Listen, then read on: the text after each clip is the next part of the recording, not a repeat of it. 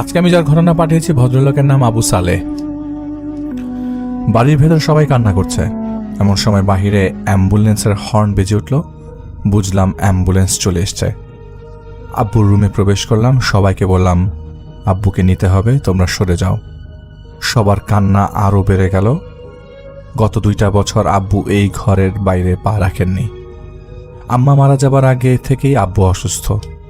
আম্মা মারা গেলেন আব্বু ঘরবন্দি সেই থেকে আজ অবধি। তবে আজই আব্বুকে ঘর থেকে বের করছি, আর কোনোদিনও আব্বুকে আর এই ঘরে আনতে পারবো না। আমি এগিয়ে গেলাম আব্বুর দিকে। মানুষটা কিভাবে চলে গেল সবাইকে ছেড়ে। কিছুদিন আগে রাতে খাওয়া দাওয়া শেষ করে আব্বুর রুমে গিয়েছিলাম। আব্বু তখন বলছিল, বাবা সব সময় তো ব্যস্ত থাকিস, একটু বসে কথা বল না আমার সাথে। তোরা সবাই এত ব্যস্ত যে আমাকে ওই ঘর থেকে এই ঘরে এসে দেখিস না। কথাটা বলতে বলতে তিনি কেঁদে ফেলেছিলেন। কিন্তু আমি সারাদিন পরে বাসায় ফিরেছি, তাই আমি রাগ করে বলেছিলাম, আব্বু আপনি বুঝেন না কেন? সব কিছু সামলে সময় হয়ে ওঠে না। তাছাড়া বাড়ি ফিরতে আমার অনেক রাত হয়। আপনার জন্য তো লোক রেখেছি, ও তো আপনার দেখাশোনা করছে, তাই না? তাহলে আবার আমরা কেন? আব্বু তখন আর একটা কথাও বলেনি, তবে মুখটা ছোট হয়ে গিয়েছিল দেখেছিলাম। সেদিন ওনার ওই চাহানিতে আমার তেমন কোনো অনুভূতি কাজ না করলেও আজ সেগুলি মনে পড়ে বেশ খারাপ লাগছে। আপনাদের হয়তো মনে হতে পারে এখন মরে গেছে তাই এত মায়া। তবে হ্যাঁ, এটাই সত্যি, কারণ বেঁচে থাকতে তার প্রতি এই মায়াটুকু কখনো দেখাইনি, কখনো এত খারাপ লাগেনি। সবাইকে সরিয়ে চাদর পেঁচিয়ে আমি আমার 2 ভাই তারিক আর তন্ময় সাথে গেলাম। দুলাভাই মিলে আব্বুর মৃতদেহটা নিচে নামিয়ে অ্যাম্বুলেন্সে তুললাম। সোজা চলে গেলাম আঞ্জুমান মফিদুল ইসলামে। যেহেতু আমরা কেউই লাশ ধোয়াবার নিয়ম কানুন জানি না, আর তাছাড়া এখানে এরা মৃত গোসল থেকে শুরু করে কাফন পরানো সব কিছুই বেশ যত্ন সহকারে এবং স্বল্প সময়ের মধ্যেই করে। তো আব্বুকে নিয়ে এলাম। এনারা গোসল এবং কাফনের কাজ সম্পন্ন করলো। আমরা আবার অ্যাম্বুলেন্সে করেই রওনা দিলাম আমাদের বাসার উদ্দেশ্যে। বাসার গেটে এসে সবাইকে বললাম গুছিয়ে নিতে, আমরা এখনই গ্রামের বাড়ি রওনা দিব। আব্বুর শেষ ইচ্ছা ছিল তাকে যেন গ্রামে কবর দেওয়া হয়। সবাই রেডি হয়ে আসলো। পেছনে থাকা মাইক্রোবাসে উঠল। আব্বার সাথে অ্যাম্বুলেন্সে বসলাম আমি আর দুলাভাই। আমার বাকি 2 ভাই ভয় পায়, তাই ওরা লাশের সাথে আসেনি। শীতের বিকেল, এমনিতেই অনেকটা দেরি হয়ে গেছে। আমরা রওনা দিলাম সন্ধ্যা 5:58। গাড়িটা ছেড়ে দিল। আমি আব্বুর মাথার কাছে বসে আছি। আব্বু গতবার বলেছিল, বাবা আমাকে একটু গ্রামে নিয়ে যাবি, তোর মায়ের কবরের পাশে গিয়ে একটু নিঃশ্বাস নিব। আমার না এই ঘরে দম বন্ধ লাগে। আব্বুকে সেদিন বলেছিলাম, আব্বু আপনি সব ছেলে মানুষই বাদ দেন তো, এখানে নিঃশ্বাস নেওয়া যায় না। কে বলল? আপনি বুঝেন না যে এখানে আপনাকে নিয়ে যাওয়া কত ঝামেলা আর সময়ের ব্যাপার? আব্বু সেদিনও আর কিছু বলেনি। আব্বু কিছু একটা বললেই কেমন যেন আচরণ করতাম, আর আব্বু কেমন যেন চুপ হয়ে যেত, করুণভাবে তাকাতো। হয়তো ভাবতো সে আমাদের ঝামেলা, কিন্তু আজ তো সব ঝামেলা শেষ করে আব্বু চলে যাচ্ছে। তাহলে আমার এত কেন কষ্ট হচ্ছে? বসে বসে এসব ভাবছিলাম আর কষ্ট পাচ্ছিলাম। হঠাৎ করে ড্রাইভার সজোরে একটা ব্রেক করলো। আমি কোনো মতে আব্বুর লাশটা নিচে পড়ে যাওয়া থেকে বাঁচালাম, কিন্তু সিটের উঁচু অংশের সাথে ধাক্কা খেয়ে মাথায় বেশ ব্যথা পেয়েছি। আমার দুলাভাইও সজোরে দরজার সাথে ধাক্কা খেয়েছেন। ওনার হাতের এবং কনুইয়ের বেশ কিছু অংশের চামড়া ছিলে গেল। আমি নিজেকে সামলে ড্রাইভারকে খুব জোরে একটা ঝাড়ি দিয়ে বসলাম। এই বললাম, এভাবে কেউ গাড়ি চালায়? এখনই তো অ্যাক্সিডেন্ট করেছিলেন, নিজে মরতেন আমাদেরও মারতেন। দুলাভাইও রাগ দেখালো পাশে থাকা অবস্থায়, এবং তার হেল্পার বলছিল, ওস্তাদ কি হয়েছে? কিন্তু ড্রাইভার শুধু বলল, দোয়া পড়েন, কেউ কোনো কথা কইবেন না, জোরে জোরে কালেমা পড়েন। এরপর সে গাড়ি স্টার্ট দিল এবং সজোরে চালাতে থাকলো। আমি আর দুলাভাই কিছু বলতে গিয়ে ওনার চেহারা দেখে কিছু বললাম না। দোয়া পড়তে থাকলাম, কেননা বুঝতে পারছিলাম হয়তো কোনো সমস্যা হয়েছে। যেহেতু লাশের গাড়ির সমস্যা হয় এটা আমরা আগে থেকেই শুনেছি। তাছাড়া ওনার চেহারায় স্পষ্ট ভয়ের এবং আতঙ্কের ছাপ ছিল। আমাদের মাইক্রোবাসে থাকা আত্মীয়রা সবাই আগে চলে গেছিল। গাড়িটা অনেকটা সামনে চলে গেছে এবং আমরাও দেখতে পাচ্ছিলাম না। যেহেতু রাস্তায় বেশ ভালো কুয়াশা ছিল। যেহেতু আমাদের গন্তব্য ছিল ভৈরবের রায়পুরা, তাই আমরা শর্টকাটের জন্য নীলকুঠি নামক একটি রাস্তা আছে, ওইটা ধরে আগাতে থাকি। রাস্তার দুপাশে বেশ নীরব আর জঙ্গলে ভরা, কিন্তু ওই যে তাড়াহুড়া আর আগের গাড়ি আগেই চলে গেছে, তাই এদিক দিয়ে যাওয়া। যারা ওই রাস্তাটা চিনেন তারা বুঝবেন রাস্তাটা কেমন। দিনের বেলাতেই অনেকটা ভুতুরে লাগে, কিন্তু আমরা আসলে কোনো উপায়ন্তর না পেয়েই সেদিক দিয়ে প্রবেশ করেছি। আমাদের গাড়িটা সেই রাস্তায় প্রায় শেষ দিকে চলে এসছে, তখন আবারও গাড়িটা ব্রেক করে বিকট একটা ঝাঁকুনি দিল। ড্রাইভার দেখতে পায় অনেকগুলো শিয়াল হাঁক ছাড়তে ছাড়তে দৌড়ে এসে আমাদের গাড়িটাকে ঘিরে ধরেছে। ড্রাইভার তাড়াহুড়া করে গাড়ির গ্লাসটা লাগিয়ে দিয়ে স্টার্ট দেওয়ার চেষ্টা করছিল, কিন্তু এটা কি মেকানিক্যাল সমস্যা না প্যারানর্মাল তা জানি না, গাড়ি কিন্তু কিছুতেই স্টার্ট নিচ্ছে না। ঘড়িতে তখন রাত 9টা+। এদিকে শিয়ালগুলোর চেঁচামেচি আরও বেড়ে গেছে। হয়তো 2-1টা এসে গাড়ি আঁচড়ে দিচ্ছে, ওদের ধারালো নখ দিয়ে আঁচড়ে দিচ্ছে, শব্দ পাচ্ছিলাম আঁচড়ানোর। আমি আব্বুর লাশটা ধরে বসে আছি, দুলাভাই ও আমার গায়ে ঘেঁষে বসে আছে। অজানা আতঙ্কে আমাদের বুক কাঁপছিল। যদিও এই রোডে ভয় ছিল ডাকাতের, কিন্তু আমাদের ভয়টা আজ ডাকাতের না, ভয় হচ্ছে কোনো এক অদৃশ্য শক্তির। তাকে দেখছি না, কিন্তু মনে হচ্ছে কেউ আছে, খুব কাছেই আছে। আমরা মনে মনে আল্লাহকে ডাকছিলাম। মোবাইলটা বের করলাম, কিন্তু অবাক করা বিষয় হলো মোবাইলে কোনো নেটওয়ার্ক নাই।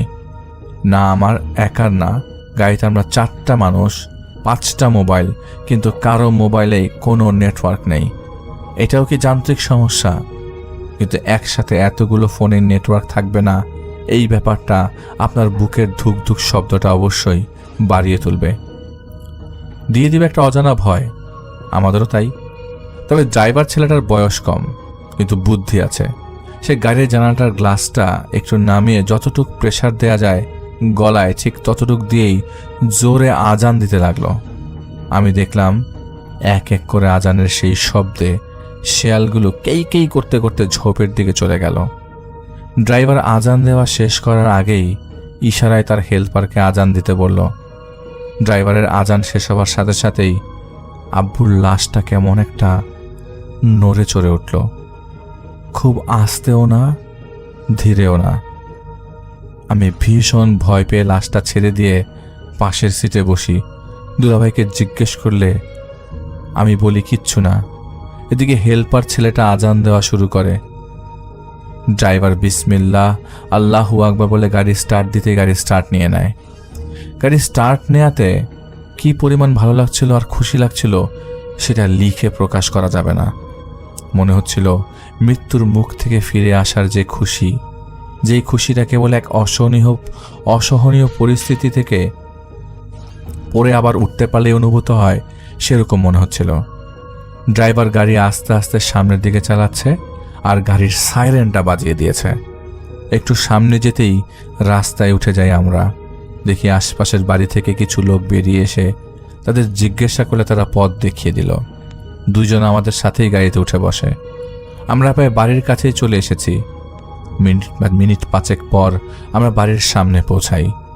সবাই জিজ্ঞাসা করে কোথায় ছিলাম, কি হয়েছিল। আমি সব বলি সবাইকে।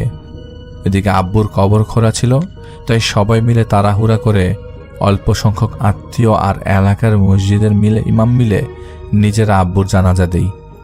শেষবারের মতো আব্বুর মুখটা দেখে নিলাম। এরপর আমাদের বাড়ি থেকে খানিকটা দূরেই আমাদের পারিবারিক কবরস্থানে আব্বুকে দাফন করি। দাফন শেষে সবাই দোয়া পড়ে বাড়ি ফিরছিলাম। বড় ছেলে হওয়ায় সবাই আমাকে ধরেই নিয়ে আসছিল বাসায়।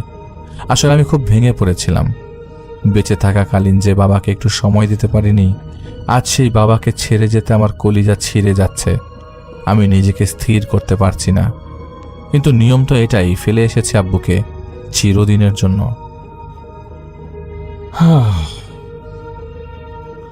বাসা আসার পর আমি আর কিছু মুখে দিতে পারিনি। আলাদা রুমে এসে শুয়ে আছি। আমার 4 বছরের একটা ছেলে আছে, ওর নাম রুম্মান। রুম্মান দৌড়ে এসেছে আমার রুমে এসে বলছে আব্বু দাদাবাকে কোথায় রেখে এসছো? আর দাদুকে এত লম্বা কাপড় দিয়েছ কেন? দাদু আজকে আমাকে একবারও ডাকেনি। আম্মু আজ দাদুর কাছে যেতে দেয়নি। সবাই শুধু কান্না করেছে। আমি তো কান্না করিনি আব্বু। দাদু কি রাগ করবে? আমি হা করে ছেলের দিকে তাকিয়ে রইলাম। এরপর বললাম, বাবা, তোমার দাদু ছোট্ট ঘরে আছে এখন থেকে ওখানেই থাকবে। আর ওই লম্বা পোশাক না পরলে ওই ঘরে থাকা যায় না। দাদু আর তোমাকে ডাকবে না বাবা, বলে জড়িয়ে ধরলাম ছেলেটাকে। রুমান হঠাৎ বলে ওঠে, আমিও বড় হলে দাদুর মতো তোমাকে ছোট ঘরে রেখে আসব। আমি বাকরুদ্ধ হয়ে গেলাম, একদমই বাকরুদ্ধ। আপনাদের কি মনে হবে জানি না, হয়তো মনে হবে এটা কোনো গল্প, কিন্তু না, এটা বাস্তব। আর এই বাস্তবটা আমার জীবনে ঘটা একটা কাহিনী। তবে আমি নিজেও এমন অনেক কাহিনী শুনেছিলাম যে নিজের বাবা মায়ের সাথে বাজে আচরণের ফলে পরবর্তীতে সে নিজেও সন্তান দ্বারা বাজে আচরণ আর লাঞ্ছনা পেয়েছে।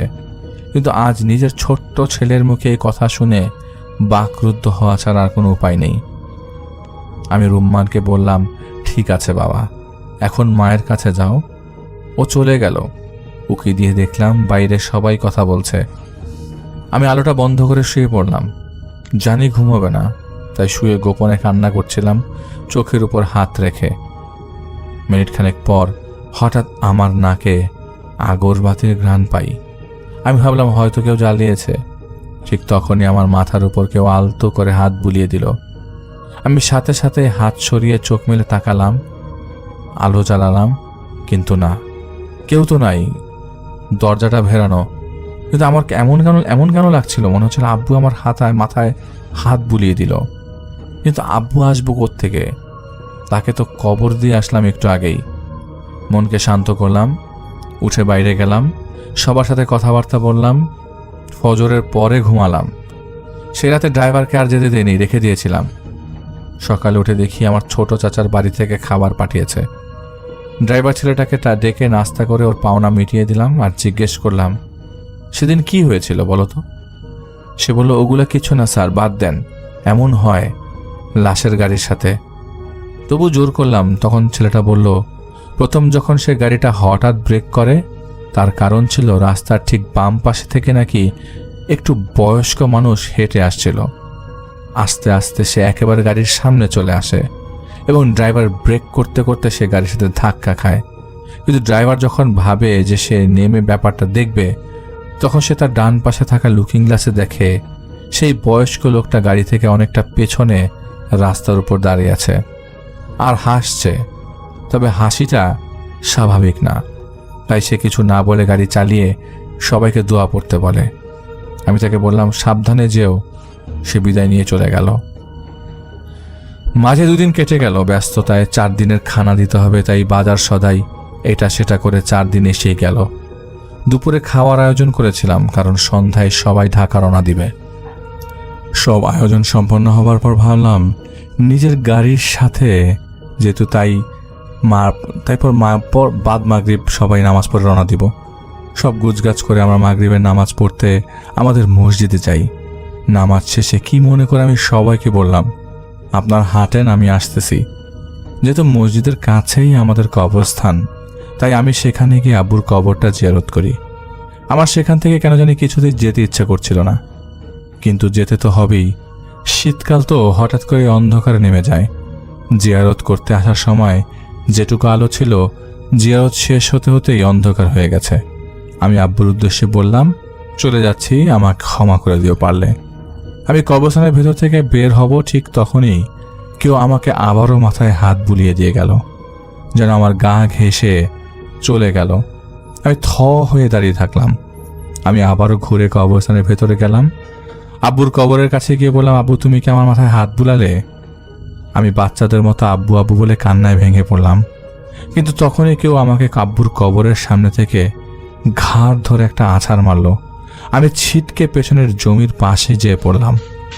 ভয়ে আমার বুকে ব্যথা করছিল, মনে বেশ ব্যথা পেয়েছিলাম। আমি মুখ দিয়ে গোঙানির মতো শব্দ করা ছাড়া আর কিছুই করতে পারিনি। এমন সময় আমার সামনে একটা অবয়ব বলবো নাকি কোনো একটা সাপ বলবো আমি জানি না, কিছু একটা দেখলাম। লম্বা আকৃতির কিছু একটা একেবারে সাদা সেই আকৃতিটা। আমি মাটিতে পড়ে আছি উপুর হয়ে। সে আমাকে চিৎ করালো এবং খুব জোরে আমার বুকে কিছু একটা দিয়ে আঘাত করলো। আমার মনে আছে আমি ব্যথায় আর আঘাতে বমি করে দিয়েছি। আমি শুধু যতদূর দেখছিলাম রাস্তার পাশটায় কেউ টর্চের আলো দিচ্ছিল, আর সেই অবয়বটা লাফাতে লাফাতে সামনের দিকে চলে গেল, মিলিয়ে গেল। আমি বুঝতে পারলাম আমার নাক মুখ থেকে তরল কিছু বের হচ্ছে অনবরত। আমি সেখানেই মাটিতে লুটিয়ে পড়ি। খানিক বাদে আমার ভাই এবং গ্রামের মানুষ এসে আমাকে জমির সাইডে পড়ে থাকতে দেখে। বাড়ি নিয়ে যায়। আমার নাক মুখ দিয়ে নাকি রক্ত বের হচ্ছিল, মাথার একটা কোনা কেটে গেছিল। আমি টানা 17 দিন হাসপাতালে থাকার পর সুস্থ হই, কিন্তু আমার সেই রাতের ভয়টা এখনো কাটেনি। আমি সুস্থ হয়ে বাসায় ফিরলে সবাইকে ব্যাপারটা বলি। তারপর আমরা একজন কবিরাজের কাছে যাই। তিনি ভৈরবের লোক, সেখানেই ওনার বাড়ি, কিন্তু ঢাকাতেই থাকেন। তো তার কাছে যাওয়ার পর তিনি আমাকে বলেন খারাপ জিনের নজর পড়েছে, তাই তারা এমন করছে। কিছু ঝাড়ফুঁক এবং তদবির দিলেন, সেগুলো ফলো করে চলতে থাকি। 4-5 দিন পর থেকে আমি আবারও সেই অবয়বটা আমার বাসার ছাদে দেখতে পাই। আমি সেদিন বাসাতেই ছিলাম। আব্বুর জন্য মনটা বেশ খারাপ লাগছিল, তাই ছাদে সন্ধ্যার পরে যাই। বসে সিগারেট পান করছিলাম, ধূমপান করছিলাম। পকেট থেকে তখন পাখির ডানা ঝাপটানোর একটা আওয়াজ পেলাম। রেলিংয়ের দিকে তাকিয়ে দেখলাম সে অবয়বটা দাঁড়িয়ে আছে রেলিংয়ে হেলান দিয়ে। আমি থতমত খেয়ে গেলাম। কি করব আমি বুঝতে পারছি না। আমি এখন কাউকে ডাকবো নাকি দৌড় দিব, কিছু কাজ করছে না মাথায়। অবয়বটা ধীরে ধীরে আমার দিকে এগিয়ে এলো। আমি তার আগমন দেখে কাঁপতে কাঁপতে চেয়ার থেকে পড়ে যাচ্ছিলাম। তখনই অবয়বটা আমাকে খপ করে ধরে ফেললো। শূন্যে তুলে ধরে আমাকে কতগুলো থুতু মারলো আর বিড়বিড় করে বলল, পাবি পাবি, তোর উপযুক্ত শাস্তি তুই পাবি, বলে আমাকে রেলিংয়ের সাথে ছুঁড়ে মারল এবং সে ছাদ থেকে এক লাফ দিয়ে নেমে গেল। হয়তো আমি এবার ব্যথায় চিৎকার দিলাম। নিচ থেকে আমার ছোট ভাই দৌড়ে আসলো। আমার মাথা ফেটে গেছিল রেলিংয়ে লেগে। ডাক্তারের কাছে গেলাম, সেলাই লাগলো 3টা। ডাক্তারের কাছ থেকে বাসায় আসার সময় সবেমাত্র গেটে পা রেখেছি, প্রস্রাবের তীব্র গন্ধ আমার নাকে ভেসে আসলো। পাবলিক ওয়াশরুমগুলোতে এই বাজে গন্ধটা পাওয়া যায়। আমি রুম্মানের আম্মুকে বললাম, এই বাজে গন্ধ কোথা থেকে আসে দেখো তো তুমি, রুম্মান কোথাও প্রস্রাব করেছে কিনা। রুম্মানের আম্মু বলে, কই না তো। তখন আমার সাথে থাকা আমার ছোট ভাই বলে, ভাইয়া তোমার শরীর থেকে এই গন্ধটা আসছে। আমি নিজের কাজ চোখে দেখলাম, সত্যি তো গন্ধটা আমার গায়ে, কিন্তু একটু আগেও তো এটা ছিল না। যাই হোক, আমি কিছু না বলে রুমে গিয়ে মাথা না ভিজিয়ে খুব ভালোভাবে গোসল করলাম। রাতে খাওয়া দাওয়া শেষ করে ঘুমিয়ে পড়লাম, কিন্তু মধ্যরাতে আবার সেই প্রস্রাবের তীব্র গন্ধে আমার ঘুম ভাঙল। আমি উঠে দেখি সামনের দেয়ালে সেই কালো অবয়বটা দাঁড়িয়ে আছে। হয়তো সে হাসছে, কেননা তাকে দেখে তেমনটাই মনে হচ্ছিল। আমি বালিশ নিয়ে মুখ চেপে ধরলাম ভয়ে। আমার স্ত্রী বলে উঠল, রুমানের আব্বু কি হয়েছে তোমার? আমি মুখ থেকে বালিশটা সরালাম, দেখলাম ঘরের লাইট জ্বালানো, আমার বিছানা ভেজা। রুমানের আম্মু বলে, তুমি কি ভয় পেয়েছো? এভাবে ঘেমে আছো কেন, আর কি করেছো দেখো তো একবার। হ্যাঁ, আমি ভয়ে প্রস্রাব করে ফেলেছি বিছানায়। সেদিনের পর থেকে আমি প্রতি রাতেই বিছানায় প্রস্রাব করে দিতাম। তীব্র গন্ধে জেগে উঠতাম, আর উঠার পর শরীরের কোনো না কোনো অংশ আর নাড়াতে পারতাম না। যেই কবিরাজের কাছেই গিয়েছিলাম তাকে আবারও সব বলা হয়, কিন্তু সে শুধু টাকাই নিত, বিনিময়ে কোনো কাজ হয়নি আমার। একটা সময় আমি পুরোপুরি অচল হয়ে পড়ি এবং বিছানায় পড়ে যাই। একেবারেই বেডের পেশেন্ট হয়ে গেছিলাম। কত শুধু ডাক্তার টেস্ট করিয়েছি, আমার কিছুই ধরা পড়েনি। বিভিন্ন হুজুর কবিরাজ দেখিয়েও কোনো লাভ হয়নি। আমার প্রস্রাবের এতটাই বাজে গন্ধ ছিল যে আমার ঘরে কেউ আসতে চাইতো না। আমার ছোট্ট ছেলেটা আমার কাছে আসতো না। আমাকে আব্বুর ঘরে শিফট করে দেওয়া হয়। প্রতিটা রাতেই সেই অবয়বটা আসতো এবং আমাকে আঘাত করত, কখনো দুর্গন্ধযুক্ত প্রস্রাব নিয়ে, কখনো থুতু যেগুলো আমাকে খাওয়ানো হতো। প্রতিটা রাত কখনো বুকের উপর চেপে বসতো, আবার কখনো এলো পাথারিভাবে বেদ জাতীয় কিছু একটা দিয়ে বেধড়ক মারত। কিন্তু রাতে সেই দাগগুলো শরীরে থাকলেও সকালের আলো ফোটার সাথে সাথেই সেই দাগগুলো একেবারেই মিলিয়ে যেত। তবে ব্যথা ঠিকই থাকতো। দীর্ঘ 6 থেকে 7 মাস আমি সেই ঘরে এই দুর্বিষহ জীবন কাটিয়েছি। আর প্রতিটা মুহূর্তে নিজের সাথে সাথে আব্বুর যন্ত্রণাগুলো উপলব্ধি করেছি। এভাবেই দিন চলছিল আমার। ভেবেছিলাম আমার হয়তো এইভাবেই বেঁচে থাকতে হবে, কিন্তু না। অবশেষে আল্লাহর রহমতে আমার জন্য আসলো আমার অফিসের এক ভাই, তার নাম আলমগীর, যিনি আমাকে বেশ ভালোবাসতেন। তিনি দুবাই গিয়েছিলেন প্রায় বছর খানেক আগে। কয়েক সপ্তাহ আগে তিনি দেশে আসেন, আমার খোঁজ করেন এবং পরে জানতে পারেন যে আমার এই অবস্থা। তিনি আমার বাসায় আসেন এবং আমার পরিবারে যেখানে আমার থেকে দূরে দূরে থাকে সেখানে তিনি এসে প্রায় 2 ঘন্টা আমার পাশে বসে আমার সব কথা শোনেন। আমি সব খুলে বলি তাকে। প্রতিটা রাত আমাকে কি যন্ত্রণা ভোগ করতে হয় সেসব বলি। তিনি সব শুনে বলেন ওনার একজন ভাই আছেন, তিনি সব কাজ করে থাকেন, তাকে একবার নিয়ে আসবে। সেদিনের মতো চলে যান এবং একদিন পরেই সন্ধ্যা নামার আগে আলমগীর ভাই তার সাথে তার সেই ভাইকে নিয়ে আসেন। ওনার নাম বংশী, সবাই বংশী কবিরাজ বলেই ডাকে। সেই বংশী ভাই আমাকে দেখেন, আমার সাথে কথা বলেন। এরপর তিনি জানান আগামীকাল তিনি সব জানাবেন। আজকের জন্য কিছু পানি পরে পুরো ঘরে ছিটিয়ে দিয়ে গেলেন এবং যাবার আগে আমাকে একটা ছোট্ট তাবিজ বালিশের নিচে রাখার জন্য দিলেন। সেদিন রাতে আমার সাথে আর কিছুই ঘটে নেই। সে অবয়বটাও আমার কাছে আসেনি। আমার কাছে আসার আমিও সেদিন কেমন যেন একটা ভরসা পেয়েছিলাম যে হয়তো আল্লাহ আমাকে সুস্থ করবেনই। পরদিন সেই বংশী কবিরাজ আসেন এবং তিনি জানান যে আমি যেদিন আব্বুর কবর জিয়ারত করতে গিয়েছিলাম সেদিন কবর জিয়ারত শেষে রাস্তায় ওঠার আগে একটা ফাঁকা জায়গায় প্রস্রাব করেছিলাম, কিন্তু সেই জায়গাতে প্রস্রাব করেছিলাম সেখানে একটা জিনের বাচ্চার কবর ছিল। ক্ষিপ্ত হয়ে আমাকে এই যন্ত্রণা দিয়েছে। আমি আগেই বলেছি যে আমি ধর্মের ব্যাপারে অনেক উদাসীন ছিলাম, তেমন কিছু জানতামও না। তাই ঢিলা কুলুক ব্যবহার না করার কারণে আমি নাপাকি থাকতাম। আর সেই সুযোগটাই জিনটা কাজে লাগিয়েছে। এখন যেহেতু আমি এই কাজটি ইচ্ছাকৃতভাবে করিনি, তাই সেই জিনের সাথে কথা বলেছেন এবং সেই জিনের সাথে তিনি একটা ডিল করেছেন যে কিছু জিনিসের বিনিময়ে সে আমাকে এইটার আছর থেকে মুক্তি দিবে। তবে আমাকে নিজে সেখানে যেতে হবে, আর এসব তিনি তার জিন মারফত জানতে পেরেছেন। আমার পরিবার সব শুনে রাজি হয়ে যায়। অ্যাম্বুলেন্সে করে আমাকে নিয়ে পরদিন সবাই রওনা হয় গ্রামের উদ্দেশ্যে। পৌঁছানোর পর সন্ধ্যার আগে কবিরাজ, আমি, আমার ছোট ভাই দুলাভাই আমাকে ধরে নিয়ে সেখানে যান। আমি হুইল চেয়ারে বসে সেই স্থানে গিয়ে ক্ষমা চেয়ে আসি এবং সেখানকার একটা গাছের সাথে ওই জিনের ডিমান্ডিং জিনিসগুলো বেঁধে রাখি। কিছু জিনিস ছিল যেগুলো মাটিতে ফেলে আসি। কবিরাজ সাহেবের পর আমাকে সরিয়ে এনে তার কাছে থাকা এক বোতল পানি আমার গায়ে ঢেলে দেন। পানিটা গায়ে ঢালার পর থেকে আমার কাছে মনে হচ্ছিল আমার শরীর থেকে গরম ভাপ বেরোচ্ছে, মনে হচ্ছে আমি স্টিম বাথ নিচ্ছি। আমরা সবাই বাড়ির দিকে ফিরে আসি। আস্তে আস্তে আমার শরীর শীতল হতে থাকে। এরপর ঢাকায় ফিরে আসি। সেদিনের পর থেকে আজ পর্যন্ত আমি আর খারাপ কিছু দেখিনি, আর দেখতেও চাই না। তবে আজও সেই অবয়ব, সেই আঘাত ভুলতে পারিনি।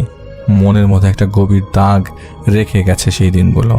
আর এই ব্যাপারগুলো হলে আজও মাঝে মাঝে কেমন একটা আলতো করে কেউ আমার মাথায় হাত বুলিয়ে যায়।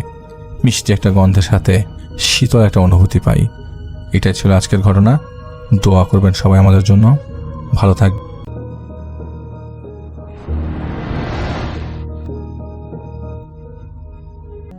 প্রিয় লিসেনার্স, এবারের ঘটনাটি আমরা যার কাছ থেকে পেয়েছি উনি একজন রেমিটেন্স যোদ্ধা ভাই। উনি বর্তমানে রয়েছেন সৌদি আরবে। ওনার নাম সাগর ইসলাম। ওনার ঘটনা এর আগেও আমরা প্রচার করেছি। ওনার বাড়ি যশোর জেলার বাঘারপাড়া উপজেলায়। সঙ্গত কারণে ওনার গ্রামের নামটি উনি প্রকাশ করতে চান নাই, এই কারণে আমরা বলতে পারছি না। তো এই ঘটনার একটি গুরুত্বপূর্ণ অংশ ওনার নিজের সাথেও ঘটেছিল, আর অপর অংশটি ঘটেছিল ওনার আপন ভাইয়ের সাথে। চলুন ঘটনায় চলে যাই। ঘটনাটি ঘটেছিল 2007 কি 8 সালের দিকে। এক্সাক্ট সালটা উনি মনে করতে পারেন নাই। ওই সময় উনি ক্লাস 5-এ পড়েন। ক্লাস 5-এর ফাইনাল পরীক্ষার তখন সময়। উনি তখন রাত জেগে লেখাপড়া করছিলেন। ওনাদের যে বাড়িটা, এই বাড়িটার পাশ দিয়েই রাস্তা চলে গেছে। ওই সময় কিন্তু ওই রাস্তাটায় ইটের সলিং ছিল, অর্থাৎ ইটের রাস্তা।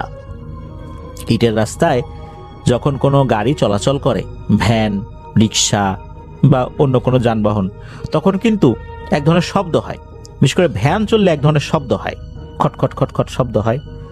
তো উনি রাতের বেলা যখন ওই নিজের ঘরে বসে লেখাপড়া করতেন, তখন ওই রাস্তা দিয়ে কোনো যানবাহন গেলে কিন্তু ওইটা শব্দ শুনে বুঝতে পারতেন কী ধরনের যানবাহন যাচ্ছে। বিশেষ করে রাত বেশি হয়ে গেলে ওই রাস্তায় কোনো যানবাহন চলাচল করতো না বললেই চলে, খুব রেয়ার কিছু চলতো আর কি। উনি রাতে লেখাপড়া করছেন, তো ওনার রুমে উনি একাই ওই সময় থাকতেন, আর ওনার যে ভাই আছে সে আর এক রুমে ঘুমাতো। উনি তো লেখাপড়া করছেন ওনার মতো করে। রাত আনুমানিক তখন 12টা, 12:15 মতো বাজে। হঠাৎ করে ওনার কাছে মনে হলো খুবই দ্রুত গতিতে রাস্তার উপর দিয়ে কোনো যানবাহন সাঁ করে চলে গেল, এবং এটার একটা ভয়ঙ্কর শব্দও হয়েছে। আর এত গতিতে গিয়েছে মনে হচ্ছে বিমান জাতীয় কোনো জিনিস চলে গেছে। এরকম জোরে তো এই ইটের সলিং করা রাস্তা, আর রাস্তার বিভিন্ন জায়গায় একটু ভাঙাচোরাও আছে, এত দ্রুত গতিতে তো এখান দিয়ে কোনো যানবাহন চলে যেতে পারবে না।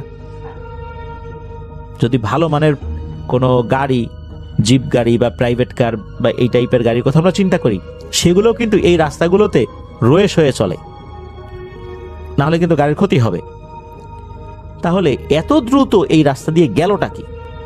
উনি তখন সাথে সাথে ঘর থেকে বাইরে বের হয়েছেন। কি গেল? উনি আসলে বের হয়েছেন এই কারণে যে উনি দেখবেন কি গেল, কারণ হচ্ছে উনি তো এক দৌড়ে রাস্তায় চলে আসছেন, আর যেই জিনিসটা গেল রাস্তা তো সোজা, উনি তাকানোর পরও কিন্তু দেখতে পারবেন অনেক দূর পর্যন্ত যে এটা আসলে কি। তো উনি দৌড় দিয়ে ঘরের বাইরে বের হয়ে আসছেন, এসে দেখেন যে কিছুই দেখা যায় না। ওই সময় আবার আর একজন ব্যক্তিকে উনি দেখতে পান, উনি আবার তার চাচা হন আর কি, এই যে সাগর ইসলাম ভাইয়ের চাচা হন। তো ওই চাচা বলতেছেন, কি রে সাগর নাকি? তখন সাগর ইসলাম ভাই বলছে, হ্যাঁ চাচা। তখন ওই চাচা বলছে, কি গেল রে? আমি তো এটা দেখার জন্য আসলাম, এত জোরে শব্দ হইলো, আমি তো শব্দ পাইলাম। তখন সাগর ইসলাম ভাই বললেন যে হ্যাঁ আমিও তো শব্দ পাইলাম, তো দেখার জন্য আসলাম, এখন তো দেখি কিছুই নাই। তো জিনিসটা আসলে কি, কোন ধরনের যানবাহনের শব্দ এরকম হইলো এই রাস্তায়, তা তো বুঝতে পারলাম না। তখন চাচা বললেন যে আচ্ছা ঠিক আছে, যা যা যাওয়ার গেছে, মনে হয় অন্য কিছু হইতে পারে, আমি গেলাম, তুইও বাসায় গিয়ে শুয়ে পড়। তো চাচাও চলে গেলেন, কারণ ওনাদের বাড়িতে পাশাপাশি ছিল। সাগর ভাইও চলে আসলেন রুমে এসে উনি আবার পড়তে বসলেন, কারণ তখনও ওনার পড়া পুরোপুরি শেষ হয়নি ওই রাতের মতো আর কি। ওনার ভাই কিন্তু ঘুমিয়ে পড়েছেন বেশ অনেকক্ষণ আগেই। উনি প্রায় আরো আধা ঘন্টার মতো লেখাপড়া করেছেন। লেখাপড়া করার পর হঠাৎ করে ওনার ভাইয়ের রুম থেকে প্রচন্ড জোরে একটা চিৎকারের আওয়াজ আসে। তো উনি তো দৌড়ে গেছেন, ওনার ভাইয়ের ওই চিৎকারে ওনার মা বাবা জেগে গেছেন, তারাও দৌড়ে আসছেন যে এই ঘটনা কি হইল। তো ওনার ভাই দেখা গেল যে খুব ভীত অবস্থায় বিছানার উপর গুটিসুটি হয়ে বসে আছেন, আর এক হাত দিয়ে বুকের উপরে মানে হাত দিয়ে ডলছেন, মনে হচ্ছে উনি বুকে কোনো আঘাত পেয়েছেন। তো ওনার মা বাবা যখন আসে, এই সাগর ইসলাম ভাইও আসলেন, কি হয়েছে জিজ্ঞেস করলে একটা ভয়ঙ্কর কথা বলে ওঠেন। তো তখন সাগর ইসলাম ভাইয়ের ভাই বলেন যে উনি তো ঘুমিয়েছিলেন, হঠাৎ করে ওনার ঘুম ভেঙে যায়।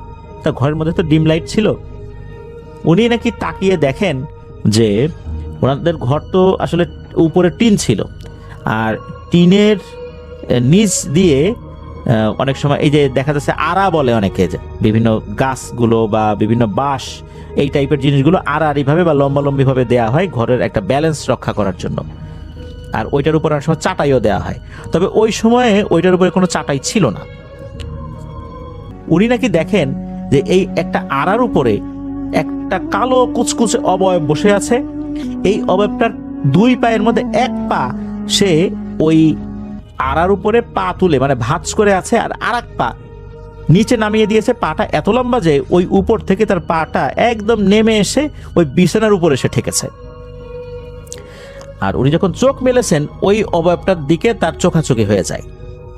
আর যখনই নাকি চোখাচোখি হয়ে যায় ওই অবয়বটার চেহারা কেমন কি ওই জিনিসটা বোঝার আগেই সাঁ করে ওই অবয়বটা বিছানার উপর নেমে এসে ওনার বুকের উপরে চড়ে যেই না বসেছে, সেই সাথেই এক হাত দিয়ে প্রচন্ড জোরে বুকের উপর একটা চর মেরে বসছে। যখনই চর মেরে বসে সাথে সাথে উনি যন্ত্রণায় কুকড়ে উঠেছেন আর চিৎকার দিয়েছেন। তারপর নাকি ওই অবয়বটা অদৃশ্য হয়ে যায়। আর তখন তো অন্য সবাই চলে আসছেন, সবাই দেখে বুকের উপরে 5 আঙ্গুলের দাগ বসে গেছে, তবে আঙ্গুলগুলো অনেক চিকন বলে মনে হচ্ছে। তো এটা তো হইলো, এরপরে ওনাকে ঝাড়ফুঁক করে দেওয়া হয়েছিল, যেহেতু এরকম একটা ভয়ের ঘটনা ঘটলো আর কি। এর কয়েকদিন পরের ঘটনা, সেটা হচ্ছে রাতের বেলা ওনার ভাই আবারও চিৎকার দিয়ে উঠেছেন। উনি কিন্তু তখন লেখাপড়া করছেন, এই যে সাগর ইসলাম ভাই, ওনার ভাই আগে আগে ঘুমায় পড়ছিলেন আর কি। উনি তো দৌড়ে গেছেন, ওনার মা বাবাও দৌড়ে আসে, কি হয়েছে কি হয়েছে। তখন বলতেছে যে উনি নাকি একটা সাপ দেখছেন। সাপটা কোথায়? বলে ঘরের এক কোনায়। উনি তো ঘুমিয়েছিলেন, অন্ধকারের মধ্যে সাপ দেখলেন কিভাবে? তখন লাইট জ্বালানো হলো, সত্যি দেখা গেল ঘরের এক কোনায় অদ্ভুত ধরনের কালো কুচকুচ একটা সাপ, সে কুণ্ডুলি পাকিয়ে বসে আছে। এটা দেখার সাথে সাথে সাগর ইসলাম ভাই একটা লাঠি নিয়ে আসলেন, লাঠি নিয়ে ওই সাপটাকে কয়েকটা আঘাত করলেন। সাপটা তো মোচড়াতে থাকে শরীরটা। এরপর উনি ওই সাপটাকে লাঠির উপরে নিয়ে উঠোনে ফেলে দেন। উঠোনে ফেলার পর ওইটাকে আরো বেশ কয়েকটা বাড়ি মেরে মেরে ফেলেন। ওই সময় অবশ্য বাড়ির লোকজন বলেছিল যে সাপটাকে মারার দরকার নাই, তবে উনি আর সেটা শোনেন নাই। ওই সময় at the heat of the moment আসলে উনি এই তাদের কথা শোনার মতো অবস্থা ছিল না। আর যে কয়েকটা বাড়ি মেরেছিলেন তাতে ওটার মরে যাওয়ারই কথা। তো মারাও গেল সাপটা। এরপর সাপটাকে ওই সময় উনি পাশে ফেলে দিয়েছিলেন, সাইডে একটা জায়গায় ফেলে দিয়েছিলেন। তবে সাপটা মারা যাওয়ার পর যে অন্য ধরনের কোনো সমস্যা হবে, তার সাথে গুরুতর কোনো সমস্যা, সেরকমটা আসলে কিছু হয়নি। এর কয়েকদিন পরে ঘটে আর একটা ঘটনা। সেটা হলো যে ওনাদের যেই ঘর আর ওয়াশরুম, এই ঘর এবং ওয়াশরুমের মাঝখানে দূরত্ব যে খুব বেশি তা না, তবে ওয়াশরুমের পাশে একটা বড় পুকুর রয়েছে। এক মাগরিবের আজানের সময়, মানে উনি ওয়াশরুমে ঢুকেছেন, চিন্তা করেছেন যে একটু ফ্রেশ হয়ে অজু করে নামাজ পড়বেন। মাগরিবের আজানের সময়, আজান দিয়েও দিয়েছে, এমন সময় উনি ওয়াশরুমে ঢুকেছেন। যখনই ঢুকেছেন, মানে ওয়াশরুমে ঢুকে দরজাও বন্ধ করেন নাই, এমন সময় ওনার কাছে মনে হলো অনেক বড় কোনো গাছ পানির ভিতর পড়লে যেরকম শব্দ হয় ওই রকম একটা শব্দ হইল। উনি সাথে সাথে ওয়াশরুমের দরজা বন্ধ না করে বাইরে বের হয়েছেন। কি পড়লো রে পানির মধ্যে? উনি পুকুর পাড়ে গিয়ে দেখেন পানি একদম ঠান্ডা হয়ে আছে। অর্থাৎ ঠান্ডা বলতে কোনো ঢেউ নাই, কিচ্ছু নাই। তাহলে মাত্রই এত বড় একটা শব্দ হইলো, এত জোরে একটা শব্দ হইলো, মনে হচ্ছে অনেক বড় কিছু একটা পানিতে পড়েছে। তাহলে তার কোনো আলামতও বোঝা যাচ্ছে না। আশেপাশে গাছপালা তো ঠিকই মনে হচ্ছে, কারণ মাগরিবের আজান তো দিচ্ছে তখনও, চারদিকে তো যথেষ্ট আলো আছে তখনও। উনি কিন্তু দেখলেন সবকিছু ঠিকঠাক। উনি তখন ওনার মাকে জিজ্ঞেস করলেন যে তুমি কি কোনো শব্দ পাইছো? আমি তো এরকম একটা শব্দ পেলাম। তখন ওনার মা বলেন না তো, আমি তো এরকম কোনো শব্দ পাইনি। তখন উনি মনে করলেন এটা হয়তো ওনার মনের ভুলও হতে পারে। তো এটা একটা ব্যাপার হলো। শোনা যায় ওই পুকুরে নাকি বেশ কিছু সমস্যা আগে থেকেই রয়েছে। ওই পুকুরের পাশে একটা পুরনো হিজল গাছ রয়েছে। অনেকেই বলেন ওই হিজল গাছের সমস্যা। এরপরে উনি একদিন আর একটা বিষয় দেখেন, এটাও অনেকটা সন্ধ্যার দিকেই আর কি। অনেক সময় অনেক বড় বড় মাটির জালা বলা হয় আর কি, অনেক বড় বড় মাটির হাঁড়ি, এই হাঁড়িগুলোতে ধান রাখা হয়।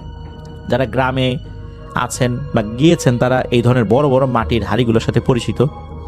এগুলো কোনো কোনোটা একদম কালো কুচকুচে হয়, আবার কোনো কোনোটা অনেকটা লালচে টাইপের হয়, যেহেতু আগুনে পোড়ানো হয় আর কি। এগুলোর মধ্যে ধান রাখা হয়। বিশেষ করে এমনও হয় যে এগুলোর মধ্যে অনেক ধান রেখে এর ভিতরে পানি দিয়ে কিন্তু নিচ থেকে আগুন দিয়ে ধানগুলো কিন্তু সেদ্ধ করা হয়। আবার সেদ্ধ ধানও ওর ভিতরে রাখা হয়, অনেক বড় হয় আর কি এগুলো।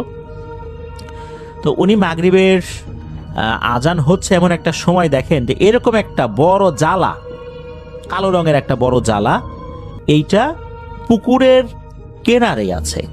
উনি চিন্তা করলেন কি ব্যাপার, এইখানে এত বড় মাটির জ্বালা কে রাখলো? এই চিন্তা করতে করতে উনি দেখেন ওই জিনিসটা সা করে পুকুরের মধ্যে নেমে গেল। নেমে গেল বলতে একদম পানির নিচে চলে গেল।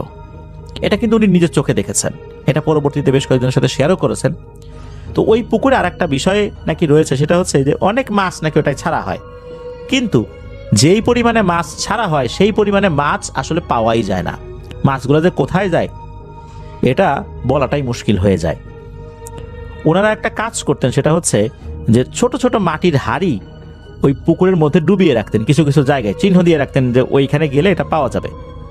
দেখা যাচ্ছে যে ওই মাটির হাঁড়ির সাথে একটা সুতো বেঁধে ওটার উপর একটা শোলা বা এমন জাতীয় কোনো জিনিস দিয়ে রাখা, যাতে করে উপর থেকে বোঝা যায়, এটা পানির উপর ভেসে থাকে, বোঝা যায় এই বরাবর মাটির নিচে হাঁড়িটা আছে।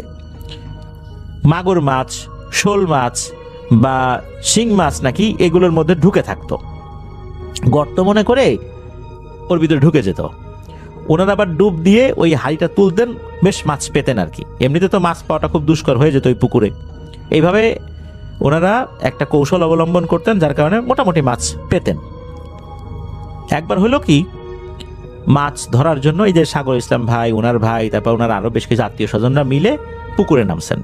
তো ওনাদের এক আত্মীয় পুকুরে নেমে নেমে ওই হাঁড়িগুলো তুলছেন, ডুব দিয়ে হাঁড়ি তুলছেন। একটা সময় হলো কি উনি মানে হঠাৎ করে পানির উপর ভেসে উঠে তাড়াতাড়ি সাঁতার কেটে উপর দিকে চলে আসছেন এবং খুব হাঁপাচ্ছেন, মনে হচ্ছে খুব ভয় পাইছেন। তখন ওনাকে জিজ্ঞেস করা হলো যে কি ব্যাপার, কি হয়েছে? তখন উনি একটা ভয়ঙ্কর তথ্য দিলেন। সেটা হলো উনি এভাবে ওই যে হাঁড়ি তুলতে গেছেন, তো একটা জায়গায় হাঁড়ি আছে এটা উনি শনাক্ত করেছিলেন। যখন ওইখানে নেমেছেন, ওই হাঁড়িটা ধরতে গিয়ে মনে হলো পাশের একটা বড় হাঁড়ি আছে, মনে হচ্ছে এটা বেশ মানে পিছলা টাইপের জিনিস। ওইটা মনে হলো বেশ বড় সাইজ। যখনই নাকি ওইটা উনি ধরেছেন হাত দিয়ে, তখনই প্রচন্ড জোরে ওই কারেন্টের শক খাওয়ার মতো একটা শক খান, আর ওই হাঁড়িটা মনে হলো ছুটে কোনো জায়গা যেন চলে গেল। তখন উনি বুঝতে পারলেন যে এটা তো স্বাভাবিক কোনো জিনিস না রে। এরপর উনি দ্রুত পানির উপরে উঠে এসেছিলেন। তবে এরপর অবশ্য ওনার সাথে কোনো সমস্যা হয়নি। আর একটা ঘটনা ঘটেছিল ওই পুকুরে, যেটা এই সাগর ইসলাম ভাইয়ের মা দেখেছিলেন। উনি এক রাতের বেলা ওয়াশরুমে যাওয়ার জন্য বের হয়েছেন, যেহেতু ওনাদের ওয়াশরুমটা পুকুরের কাছাকাছি।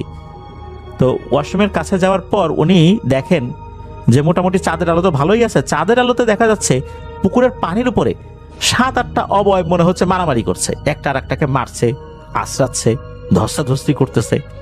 তো এরকম মনে হচ্ছে। এগুলো চেহারা বোঝা যাচ্ছে না, এগুলোতে কালো অবয়ব, মানুষের মতো শেপ, বেশ লম্বা লম্বা, এটা বোঝা যাচ্ছে। তো এটা দেখার পর উনি আর কোনো শব্দ না করে দ্রুত ঘরের মধ্যে চলে আসেন। তো পুকুরে যে সমস্যাগুলো হচ্ছে, অনেকে ধারণা করতেন যে ওই হিজল গাছেই মেইন সমস্যাটা। এরপর নাকি বেশ মুরব্বি এবং আলেমদের সাথে পরামর্শ করে ওই হিজল গাছটিকে কেটে ফেলা হয়েছিল। এরপর থেকে সমস্যাটা তুলনামূলকভাবে কমে গেছে। ওই পুকুর কেন্দ্রিক আরও বেশ কিছু সমস্যা আছে, পরবর্তীতে সাগর ইসলাম ভাই আমাদেরকে পাঠাবেন বলে জানিয়েছেন। ধন্যবাদ জানাচ্ছি সাগর ইসলাম ভাইকে।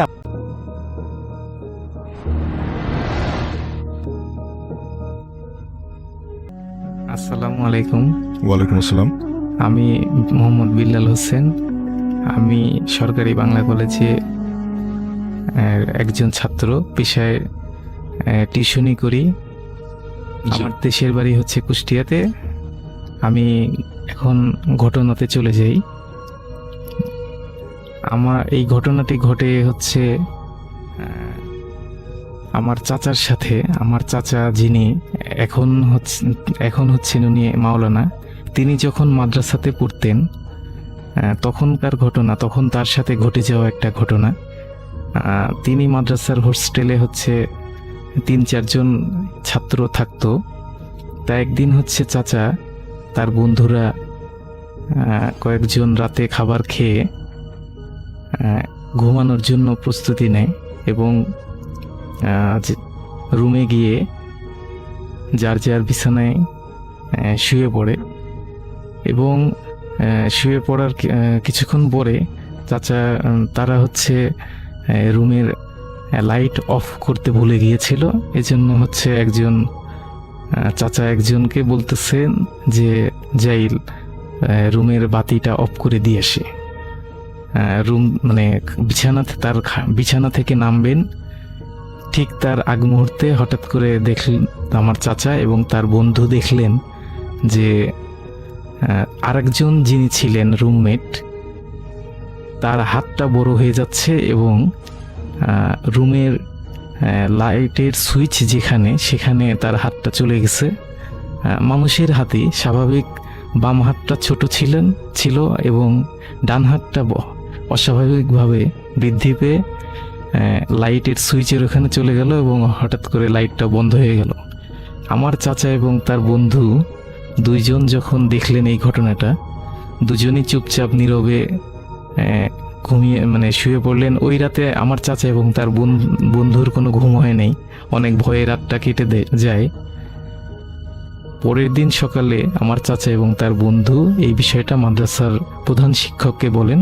প্রধান শিক্ষক তখন এটা বুঝতে পেরে খোঁজ নিতে আসলেন এবং দেখলেন যে ওই লোকটা বা জিনটা নেই, মানুষের শারীরিক গঠনের যে অবয়বটা ওটা নেই। এবং পরে হচ্ছে ওই মাদ্রাসার প্রধান শিক্ষক উনি বুঝতে পারলেন যে ওই জিনটা চলে গেছে, বা মানুষরূপী মানুষের অবয়বের ওই আকৃতি, ওই জিনটা চলে গেছে। পরে হচ্ছে চাচা, ওই মাদ্রাসার শিক্ষক, প্রধান শিক্ষক, উনি চাচা এবং আমার চাচার বন্ধুকে বললেন যে তোমরা রুম, এই কক্ষটা পরিবর্তন করে অন্য রুমে চলে যাও। এই ছিল আমার ঘটনা ভাই। আচ্ছা, অনেক ধন্যবাদ আপনাকে।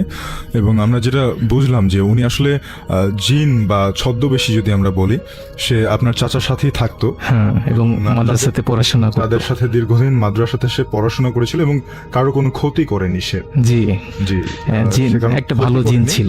শুধুমাত্র তার এই নিদর্শন বা এই রূপটা দেখতে পাওয়ার পরেই সে পালিয়ে সে চলে যায়। জি, বিল্লাল ভাই, আপনি আরেকটা ঘটনার কথা বলছিলেন যেটা আপনার সাথে এবং আপনার চাচার দুজনের সাথেই ঘটে গিয়েছে। জি, আমি কি হ্যাঁ। সেই ঘটনাটা শুনবো? জি, অবশ্যই আমরা সেই ঘটনায় চলে যাই।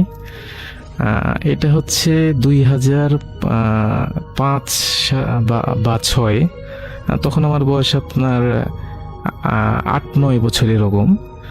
তা আমি একদিন হচ্ছে চাচার সাথে ঘুমানোর ইচ্ছা করলো। ছোটবেলায় হচ্ছে বাবা মাকে বললাম যে চাচার সাথে ঘুমাবো। ছোটবেলার থেকেই হচ্ছে এগুলোর প্রতি জিন ভূতেদের প্রতি আগ্রহ বেশি ছিল। তা একদিন রাত্রে হচ্ছে আমি চাচার সাথে হচ্ছে রাত্রে ঘুমাই। তা আমার চাচা হচ্ছেন, উনি আবার সবসময় 5 ওয়াক্ত নামাজ পড়তেন এবং তাহাজ্জুদের নামাজ পড়তেন।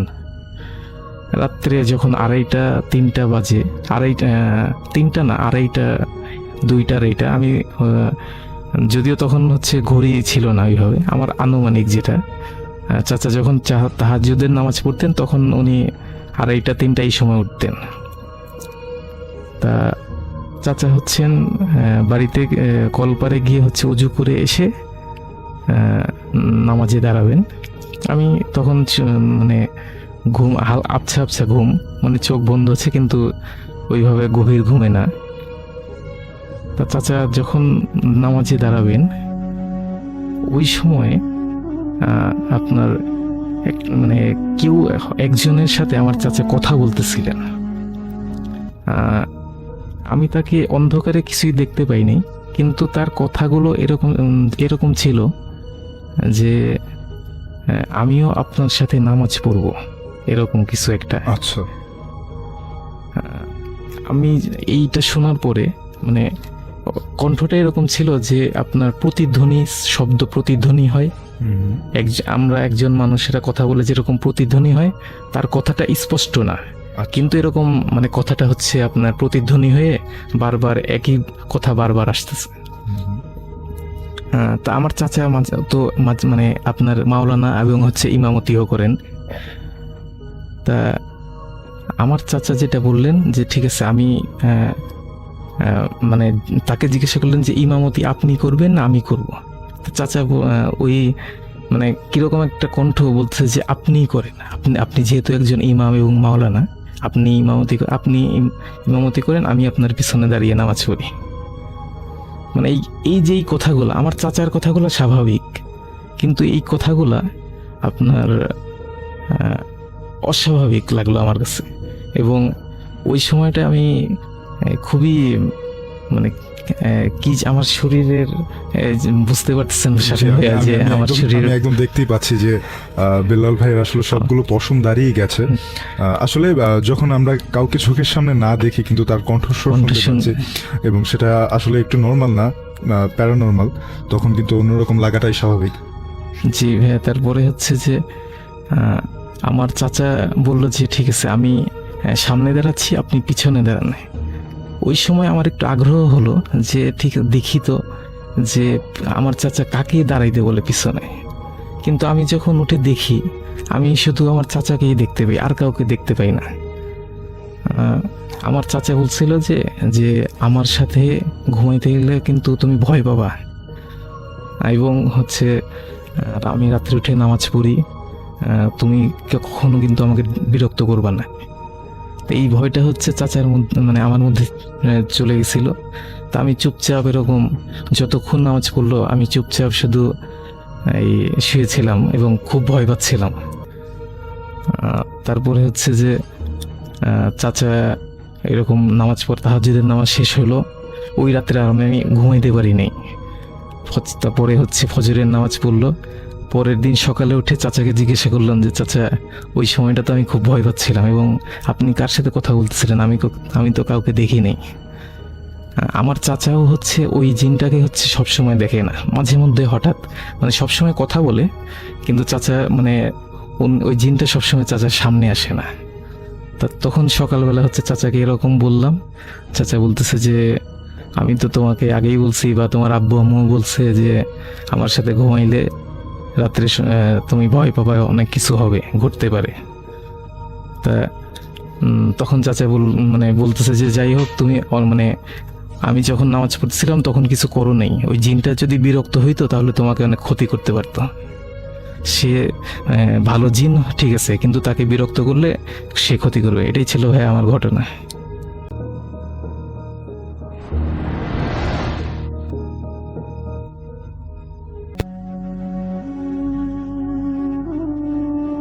আমি চলে যাব রিশাদের শেয়ার করা ঘটনায়। বছর দশক আগের কথা। তখন রিশাদ একটা এনজিওর হয়ে চাকরি করতেন বাংলাদেশের সুন্দরবন সংলগ্ন যে কোনো একটি গ্রামে। গ্রামটার নাম তিনি শেয়ার করবেন না সঙ্গত কারণেই। তো সেখানে তিনি চাকরি করতেন এবং তার কাছে একটা ডিফারেন্ট এনভায়রনমেন্ট মনে হতো, কারণ তিনি শহরেই পড়াশোনা করেছিলেন, যশোরেই তিনি পড়াশোনা করেছেন, সেখানে বড় হয়েছেন। তো হঠাৎ করে তাকে চলে যেতে হয়েছে একেবারেই বন সংলগ্ন একটা জায়গায়, যেখানে সন্ধ্যার পর পরিবেশটা একেবারে অন্যরকম হয়ে যায়। তো মানিয়ে নিতে একটু কষ্ট হচ্ছিল রিশাদের, এবং তিনি একটু অন্যরকমই লাগছিল তাকে। তিনি থাকতেন যে জায়গাটা, তার বাসাটা যেখানে তিনি নিয়েছিলেন, সেখান থেকে তার অফিস মোটামুটি বেশ দূর। তাকে বাইসাইকেল চালিয়ে যেতে হতো এবং বাইসাইকেল চালিয়ে আসতে হতো ওখান থেকে।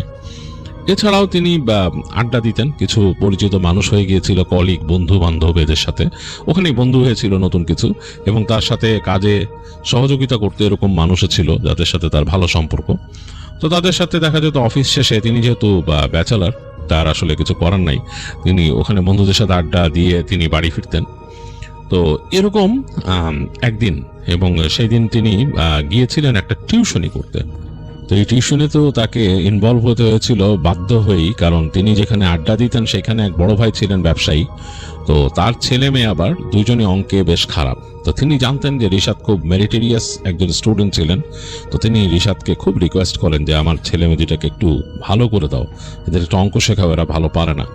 তো রিশাদ একটু অনিচ্ছা সত্ত্বেও শেষ পর্যন্ত তাকে নিতে হলো। তিনি বলেছিলেন যে হ্যাঁ আমি উইকলি 2 দিন এসে দেখাবো এরকম। তো যাই হোক, তিনি গিয়েছিলেন ওই দিন টিউশনি করতে, এবং তিনি সেদিন সেই স্টুডেন্টদেরকে পড়ানোর পরে কিছুটা সময় আড্ডা দেন সেই বড় ভাইয়ের সাথে, এবং রাত হয়ে যায়, বেশ প্রায় রাত 9:30 মতো বেজে যায়। তার এই পড়ানো শেষ করে আড্ডা দিয়ে যখন বেরোচ্ছেন, সেই বড় ভাই তাকে জোর করে খাবার দাবার খাওয়াবেন আর কি, রাতে খাইয়ে দিয়ে যিনি যান তিনি খেতে হয়, খাওয়া দাওয়া করে আসতে 9:30 বাজছে। তো এরকম একটা গ্রামে, যেটা একেবারেই বনের কাছাকাছি, সেই জায়গায় কিন্তু রাত 9:30 বেশ রাত, এবং তখন শীত আসি করতেছে এরকম একটা সময়। যদিও সেই জায়গায় ঠান্ডাটা একটু অন্যরকম ভাবে পড়ে, মনে হয় যে অনেক, আমরা মনে করি যে গ্রামে ঠান্ডা, বাট ওই জায়গাটাতে ঠান্ডা এত বেশিভাবে জেকে বসে না। মাঝে মাঝে বাতাস আসে, অনেক বাতাস, ঠান্ডা বাতাস। যাই হোক, এরকম একটা রাতে তিনি বেরিয়েছেন তার সেই বড় ভাইয়ের বাসা থেকে, এবং বিদায় নিয়ে তিনি তার বাইসাইকেল নিয়ে রওনা দিয়েছেন। তো তার বাইসাইকেলের সাথে একটা ছোট্ট লাইট লাগানো ছিল, সেই লাইটটা হচ্ছে ব্যাটারি লাইট, সেটা দিয়ে চলে আর কি, রাতে যদি বাইসাইকেল চালাতে হয় দেখার জন্য। তো মোটামুটি চলছে, হালকা একটু আলো পড়েছে সামনে ল্যাম্পে, আর তিনি যাচ্ছেন। রাস্তাটা একেবারে নিশুতি রাস্তা, এই 9:30 সময় এখানে কোনো যানবাহন নাই, এগুলো মোটামুটি 7টা-8টার মধ্যেই থেমে যায়, এখানে আর চলে না। তো মোটামুটি তার বাসা এখান থেকে প্রায় 2-3 কিলোমিটার তো হবে, এরকম দূরত্ব হবেই মিনিমাম, এটা এক্স্যাক্টলি বলতে পারে নাই রিশাদ, বাট এরকম দূরত্ব হবেই। তো তিনি চালিয়ে যাচ্ছেন। তো একটা জায়গায় আসলেন তিনি, সেই জায়গাটাতে দোকানপাট আছে, দোকানপাটের পরে দোকানপাট, এই পাশে কিছু দোকানপাট আছে, আর এই পাশে গাছপালা, আর গাছপালার পাশে একটা খালের মতো আর কি। তো ওই জায়গাটা তিনি পার হয়ে গেছেন। তো এরপরের জায়গাটা তার কাছে একটু অস্বস্তি লাগে রাতের বেলা আসতে, কারণ তিনি শোনেন যে এখানে গ্রামে নাকি হঠাৎ এই বন থেকে বাঘও চলে আসে, বাঘের নাকি এরকম শিকার ঠিক মতো না মিললে বনের কাছাকাছি চলে আসে, এটা তিনি প্রায় শোনেন। এবং এখানে ওয়াইল্ড লাইফ কর্মকর্তারাও আছে যারা এই ব্যাপারটা নিয়ে মাঝে মাঝে হাজির হয়, কারণ অনেক সময় শোনা যায় যে এখানে বাঘ চলে আসছে, এসে বনের আশেপাশে ঘোরাঘুরি করতেছে বা গ্রামবাসীর গরু ছাগল কিছু নিয়ে গেছে, এরকম শোনা যায় প্রায়। তো এই খবর শোনা যায়। তো তিনি রাতের বেলা যখন আসতেছেন তার কাছে একটু আনকমফোর্টেবল লাগে এই কারণে, ওই দোকানপাট পার হয়ে যাওয়ার পরে দোকানগুলো যদিও বন্ধ হয়ে গেছে কিন্তু তিনি জানেন যে ভেতরে মানুষ আছে, মনের সান্ত্বনা আর কি। কিন্তু এখন যে জায়গাতে তিনি যাচ্ছেন সেই জায়গায় আর এখানে কোনো দোকানপাট নাই, হাতের বাঁ দিকে একটা ক্ষেতের মতো, এবং তারপরে দূরে গেলে দেখা যাচ্ছে যে আবার জঙ্গল আর কি, সেই জায়গায় গাছপালা গাছপালা গাছপালা এরকম, মানে বিশাল অবস্থা। ডান দিকেও কিন্তু ওই খালের ওই পাশ থেকে আবার সেই বনের মতো, মাঝখান দিয়ে রাস্তাটা চলে গেছে, লম্বা রাস্তা। তো যাই হোক, বেশ অস্বস্তি ফিল করতেছিলেন রিশাদ, এবং তিনি সাইকেল চালায় আসতেছেন। চাঁদের হালকা ম্লান আলো আছে এখানে, মানে চাঁদ মেঘে ঢাকা পড়ে আবার বেরিয়ে আসে, এবং মানে খাওয়া চাঁদ আর কি, পুরা চাঁদ না। তো ওনার সামনে যেই লাইটটা লাগাইছেন বাইসাইকেলের সামনে, একটা হেডল্যাম্প, সেটাতে হালকা আলো হচ্ছে। তো যাই হোক, তারপরও এবং শীতের বাতাসটা মাঝে মাঝে এই দূর থেকে বাতাস আসছে, তখন কাঁপন ধরে যাচ্ছে, হালকা একটা সোয়েটার পরা তিনি। তো সাইকেল চালায় যাচ্ছেন আর চিন্তা করতেছেন যে আসলে এরকম রাত করে আসাটা ঠিক না, কারণ এই রাস্তায় কখন কি সমস্যা হয় তার ঠিক নেই। আবার এই তখনকার সময় নাকি ডাকাত ছিল এখানে, তো ওই গ্রামের আশেপাশেও ডাকাত পড়তো, মাঝে মাঝে চলে আসতো, এরকম একটা অবস্থা হতো। তো রিশাদ নিজের মতো সাইকেল চালায় যাচ্ছেন প্যাডেল মেরে, এবং অন্য মনস্ক হয়ে গেছেন, মাঝে মাঝে তাকাচ্ছেন চাঁদের দিকে আকাশে, আবার সামনের দিকে তাকাচ্ছেন। চাঁদের আলো যখন পড়তেছে বেশ দেখা যাচ্ছে সাদাটে লাগতেছে রাস্তাটা বালি পড়ে যাওয়ার কারণে। তো মোটামুটি এগিয়ে যাচ্ছে তার সাইকেলও। হঠাৎ তার চোখ পড়লো সামনের দিকে একটা ঝোপের মতো ছিল এরকম, সেই ঝোপের মধ্যে কিছু একটা নড়াচড়া, মানে মনে হলো কি যেন একটা নড়ে উঠলো। তো একটু ভয় পেয়ে গেছে রিশাদ, চিন্তা করলো এটা কি। আবার কুকুর ছিল গ্রামে কিছু, এই কুকুরগুলোর মধ্যে কোনোটা কিনা। তো সে অনেকটা ব্রেক করে দাঁড়ায় গেল সাইকেলে, দেখে খেয়াল করতেছে নড়াচড়া হচ্ছে, মানে সেই ঝোপের মধ্যে নড়াচড়া হচ্ছে। তো রিশাদ ভালো মতন তাকানোর চেষ্টা করলো, কি তার হেডল্যাম্পের আলোটাকে একটু উঁচা করে দিল ওই জায়গায়, সেই ঝোপের কাছাকাছি। এই সময় সে দেখলো ঝোপের মধ্যে থেকে হঠাৎ করে হুড়মুড় করে বেরোলো একটা মানুষ। মানুষটা খালি গায়ে, তার একটা লুঙ্গি পরা, খালি গায়ে, চুলগুলা এলোমেলো, উদ্ভ্রান্তের মতো চেহারাটা কেমন, এবং তার দিকে তাকায় আছে হিংস্র একটা দৃষ্টি, কেমন একটা হিংস্র দৃষ্টি। তো রিশাদ চিন্তা করলো তো মানুষ, কিন্তু এরকম কেন, মানে পাগলের মতো এরকম আচরণ কেন। তারপর সে মানুষটা দেখলো তার দিকে ফোঁস করে উঠলো, উঠে কেমন জানি খ্যাক খ্যাক খ্যাক খ্যাক একটা শব্দ করে দৌড় দিল তার দিকে। তো বেশ খানিকটা কাছায় আসছিল লোকটা, তার দিকে দৌড়ে আসতেছে। রিশাদ সাথে সাথে সাইকেল ছেড়ে সাইকেল থেকে নেমে গেল, মানে নিজের রিফ্লেক্স, এই যে ঘটনাটা কি, সাইকেলটা পড়ে গেছে, ওই মানুষটা তার উপর লাফ দিল। লাফ দেওয়ার পর রিশাদ নিজেও হাত দিয়ে তাকে ধরে বসছে, মানে মানুষটা যেহেতু লাফ দিচ্ছে তার উপর, সে ধরে বসছে এবং খুব দ্রুত চিন্তা করতেছে আমাকে এই লোকটা কেন আক্রমণ করছে, এটা কি চোর ছিনতাইকারী কিছু একটা। তো সেও ধরছে, সেও বলতেছে এই কি সমস্যা কি, এই মানে চিৎকার করতেছে। ওই মানুষটা কোনো শব্দ করতেছে না, কেমন একটা ঘর ঘর ঘর ঘর শব্দ করতেছে। এক পর্যায়ে তাকে এরকম ধাক্কা দিয়ে ফেলে দিয়ে রিশাদকে সে দৌড় দিল ঝেড়ে। তো রিশাদ উঠে বসে ততক্ষণে দেখলো যে দৌড়াচ্ছে লোকটা, এবং দুই পায়ে দৌড়াতে দৌড়াতে সে মনে হলো লাফ দিয়ে তার সামনে দুই হাতও ইউজ করা শুরু করলো, কাইন্ড অফ লাইক দুই পায়ের টো, মানে পায়ের আঙুলগুলো আর সামনে দুই হাত দিয়ে ইউজ করে, যেমন চার পাওয়ালা কোনো জন্তু দৌড়ায় যায়, কাইন্ড অফ লাইক দৌড়াতে দৌড়াতে চলে যাচ্ছে ওদিকে। এবং সে দৌড়াতে তো লাফ দিয়ে পাশের একটা ঝোপের মধ্যে পড়ে একেবারে গাছগাছালির মধ্যে চলে গেল।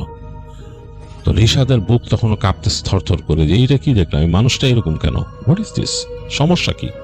চিন্তা করতে করতে থরথর করে কাঁপতে কাঁপতে সাইকেলটা সোজা করলো। তার আর সাহস হচ্ছে না সাইকেল নিয়ে যাওয়ার। সে তাড়াতাড়ি সাইকেল চালানো শুরু করলো, সাইকেল চালায় সামনে যাওয়ার শুরু করলো। কিন্তু তার যে বিশাল একটা জায়গা সামনে যেতে হবে, সেখানে খালটা আছে, খোলা জায়গায়, বেশ একটু ভয়ের ব্যাপার স্যাপার তার কাছে মনে হচ্ছে, তার ভয় লাগতেছে। তো সে চিন্তা করলো যে কাছাকাছি পরিচিত কেউ আছে কিনা। তখন তার এখানে মনে পড়লো যে মাহমুদ নামে তার পরিচিত কলিগ টাইপের আছে আর কি, তাদের এনজিওর জন্য কাজ করে আর কি। তো সেই মাহমুদ রিশাদের থেকে একটু ছোট, রিশাদ তুমি করে বলে।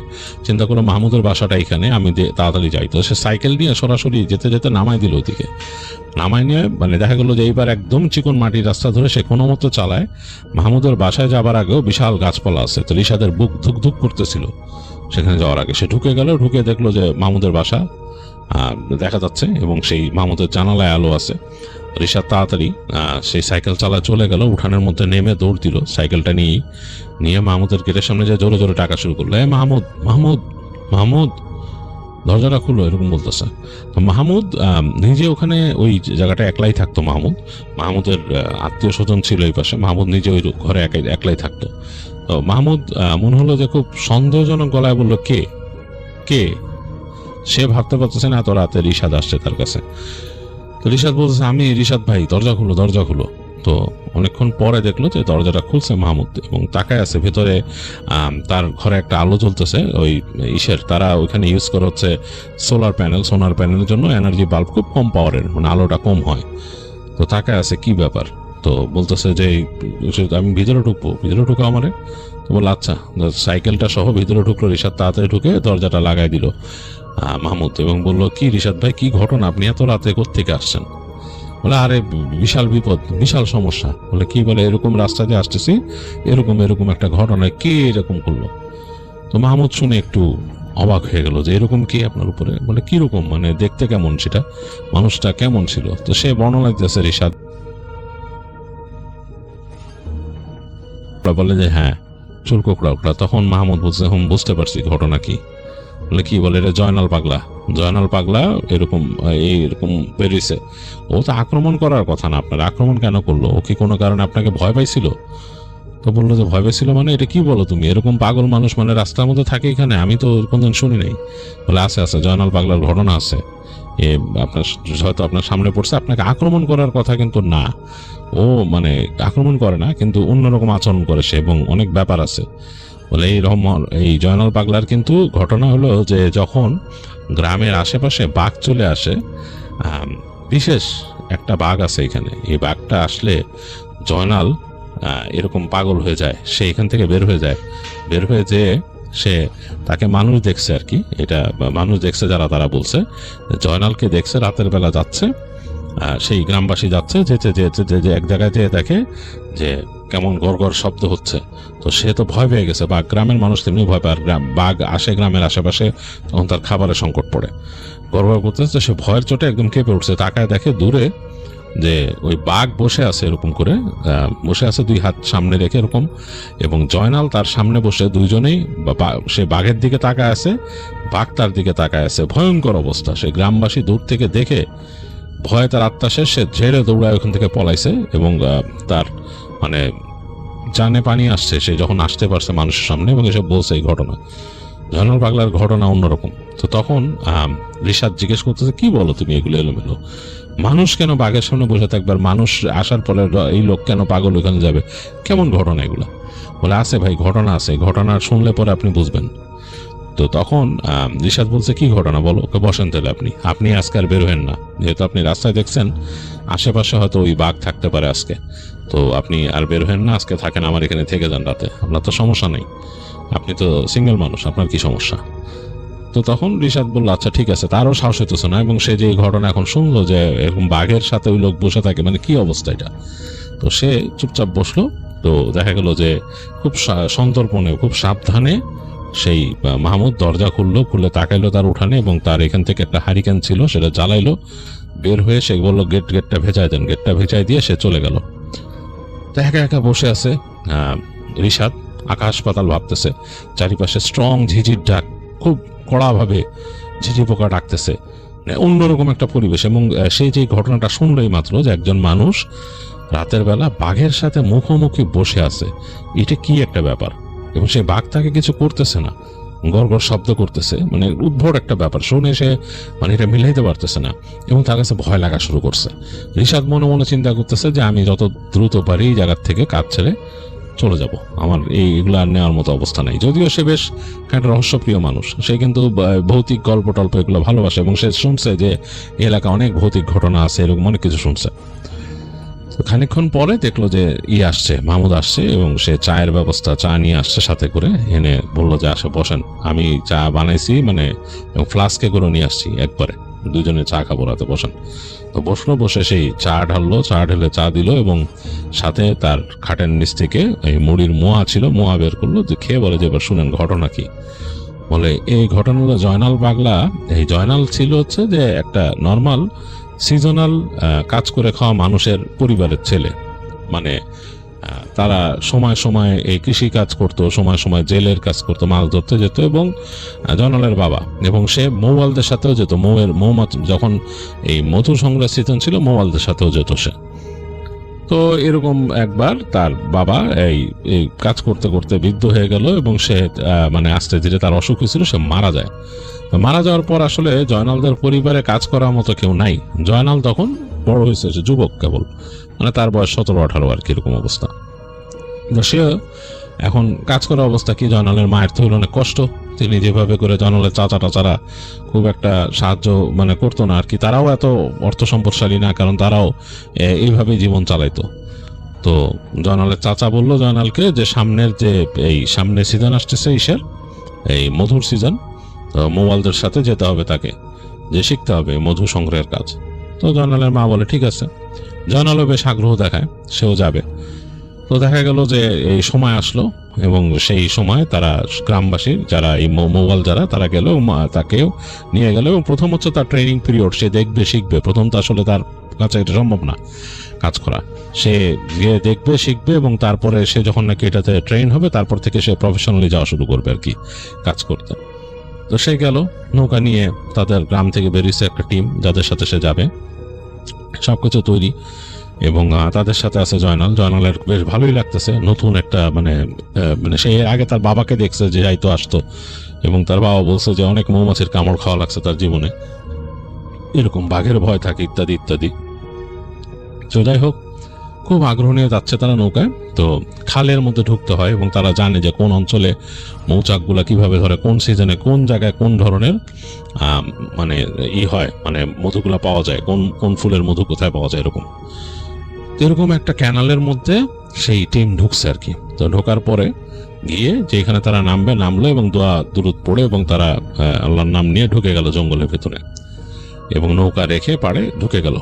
তো যাওয়ার পরে তাদের সাথে জয়নাল আছে এবং জয়নাল মাঝামাঝি তাদের সবার মধ্যে মাঝামাঝিতে রাখছে তাকে, যেহেতু সে তো নতুন, সে তো জানে না। পিছনে নাকি যে থাকে তার একটু ভয় থাকে, আর যে সামনে থাকে তারও কিছুটা ভয় থাকে, কারণ বাঘ নাকি এরকম মার্ক করে আর কি, হয় একজনকে মার্ক করে, যাকেই মার্ক করে তাকেই নাকি নিয়ে যায়, বাঘ এরকম করে আর কি।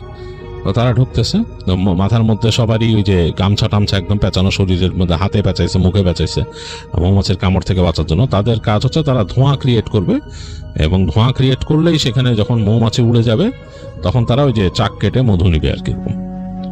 তো তারা গেছে খুঁজে খুঁজে এই চাকের জায়গায় পাইছে আর কি একটা জায়গায়। তো জয়নাল কিন্তু আসলে আপস অ্যান্ড অ্যাবাউট কিছু তেমন বুঝতেছে না, সে জাস্ট ভাইবটা বোঝার চেষ্টা করতেছে এবং বেশ মজা পাইতেছে আর কি। সে কিন্তু যে একটু রাস্তা দেখবে যে কিভাবে আসছে এগুলার দিকে তার মাথা কামানে, সে তাদের মানুষদেরকে ফলো করে গেছে।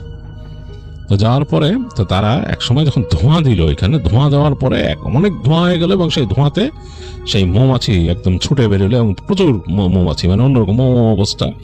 সবাই দেখা গেল যে একদম মাথাটা দিয়ে করে। এই সময় নাকি যখন ধোঁয়াতে মৌমাছি ছুটে গেছে চারিপাশে, এই সময় কাছাকাছি খুব কাছ থেকে বাঘের গর্জন শোনা গেছে। বাঘের গর্জন শোনার সাথে সাথেই সব ভয়ে মানে এলোমেলো হয়ে গেছে এবং মনে হলো খুবই কাছে, অ্যাজ ইফ লাইক ওই যেখানে তারা ধোঁয়াটা করছে তার পাশেই বাঘ। এতে নাকি সবাই ঝেড়ে দৌড়তেছে ওখান থেকে এলোমেলো ভাবে, এবং জয়নালও আসলে কোনো কিছু দিশা রাখতে না পেরে সেও দৌড় দিল, সেও দৌড়াচ্ছে এবং সে কয়েকজন মানুষ তার সাথে ছিল এবং তাকে আসলে কেউ যে সাথে করে নিয়ে যাবে এরকম না। এমন একটা সিচুয়েশন ছিল যে মানুষ যারা ছিল দিক বিদিক শূন্য হয়ে দৌড়াইছে। আসলে একে ধোঁয়ায় কিছু দেখা যাচ্ছে না, কারণ এটা হচ্ছে অনেকটা এমন সিচুয়েশন তৈরি হয়েছে যে একেবারে ফাঁদে পড়ার মতো আর কি। চারিপাশে ধোঁয়া, তার মধ্যে মৌমাছি উঠতেছে এবং তার মধ্যে বাঘের গর্জন খুব কাছাকাছি, বাঘের শব্দ, মানে মানুষ একেবারে দিশাহারায় দৌড়াইছে, জয়নালও দৌড়াইছে এবং মানে সে বুঝতেও পারতেছে না, মুখের মধ্যে তার এরকম গামছা পেঁচানো, কোনো মতে দেখতেছে। এবং মৌমাছি নাকি একবার ভালো মতো যদি কাউকে ধরে ফেলে তার অবস্থা খারাপ, এমনও আছে যে পানিতে লাফ দিয়ে পড়লে পানির নিচে যেয়ে নাকি কামড়ায়, এরকম অবস্থা আছে। আবার পানিতেও তো ভয়ও আছে, পানিতে কিন্তু কুমিরও আছে। যাই হোক, জয়নাল দৌড়াচ্ছে, মানে তার কোনো হুঁশ নাই, সে দৌড়াইতে দৌড়াইতে দৌড়াইতে দৌড়াইতে কোথায় যে আসছে এবং তার মানুষের কোলাহলগুলো তার হারায় যাওয়া শুরু করছে। সে দূরে কোলাহল শুনতে এক জায়গায় যেতেছে নীরব, এখানে কোনো বাঘের শব্দও নাই বা ওই মৌমাছিরও শব্দ খুব একটা আসতেছে না, বা মৌমাছি উড়েও আসতেছে না খুব একটা, আর মানুষের মানে কোলাহল অনেক দূরে মনে হচ্ছে। তো সে ভয়ে এতটা ভয় পাইছিল জয়নাল একটা গাছের কাছে, সে গাছের পিছনে চুপচাপ বসে আছে। মানে একদম বড় একটা গাছ, এবং এটা সম্ভবত কেওড়া গাছ ছিল। কেওড়া গাছ, বেশি চওড়া না গাছটা, মোটামুটি চওড়া, বাট বেশ লম্বা গাছটা। এটার পিছনে সে চুপচাপ বসে আছে, বসে থরথর করে কাঁপতেছে সে। তো অনেকক্ষণ পার হয়েছে, কতক্ষণ, এবং সে আসলে অনেকটা নিজের ব্যালেন্স লুজ করে ফেলছিল জয়নাল। সে আসলে তার মানে ঠিক মতো হুঁশই ছিল না। অনেকক্ষণ সে ব্যালেন্স লুজ করে ফেলছিল, নিজে ধাতস্থ হইতে হইতে তার অনেকক্ষণ সময় গেছে। এক সময় দেখে একদম নীরব, শুধু জঙ্গলের শব্দ, আর কিছু না, আর কোনো শব্দ পাচ্ছে না। তো জয়নাল তখন উঠে দাঁড়ায় চিন্তা করতেছে যে সবাই কোন দিকে ছিল। তখন সে বুঝতে, হায় আমি তো দিশা হারা ফেলাইছি, কোন দিক থেকে এখানে আসছি।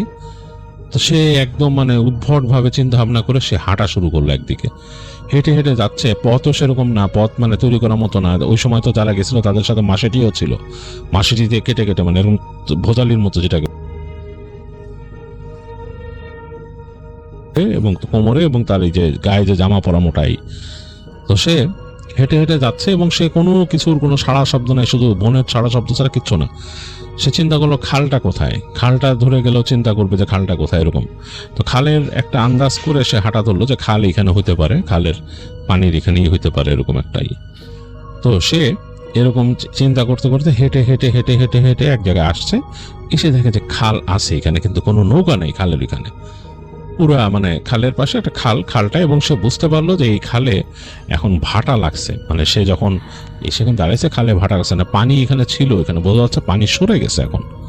হ্যাঁ, মানে এটা জোয়ার আসলে হয়তো আবার ভাসবে এরকম। তো চিন্তা করলো যে এই ভাটার সময়তে এইসব খালে কখনো নৌকা থাকে না, থাকলেও এগুলো সরে গেছে এখান থেকে। তো সে চিন্তা করছে খালের পাড় ধরে হাঁটবে, যদি কোনো নৌকা পেয়ে যায় বা তাদের নৌকাটারই যদি সে পায়। তো সে হাঁটা ধরে হাঁটতে হাঁটতে হাঁটতে সে যে আসলে কি কোথায় যাচ্ছে সে কিন্তু জানে না। সে খালের পাড় ধরে হাঁটতেছে এবং তার মনে হয় যে সে আরো গহীনে যাচ্ছে, কারণ গোলপাতা একদম ঘন হয়ে জন্মায় যায় খালের পাড়ে।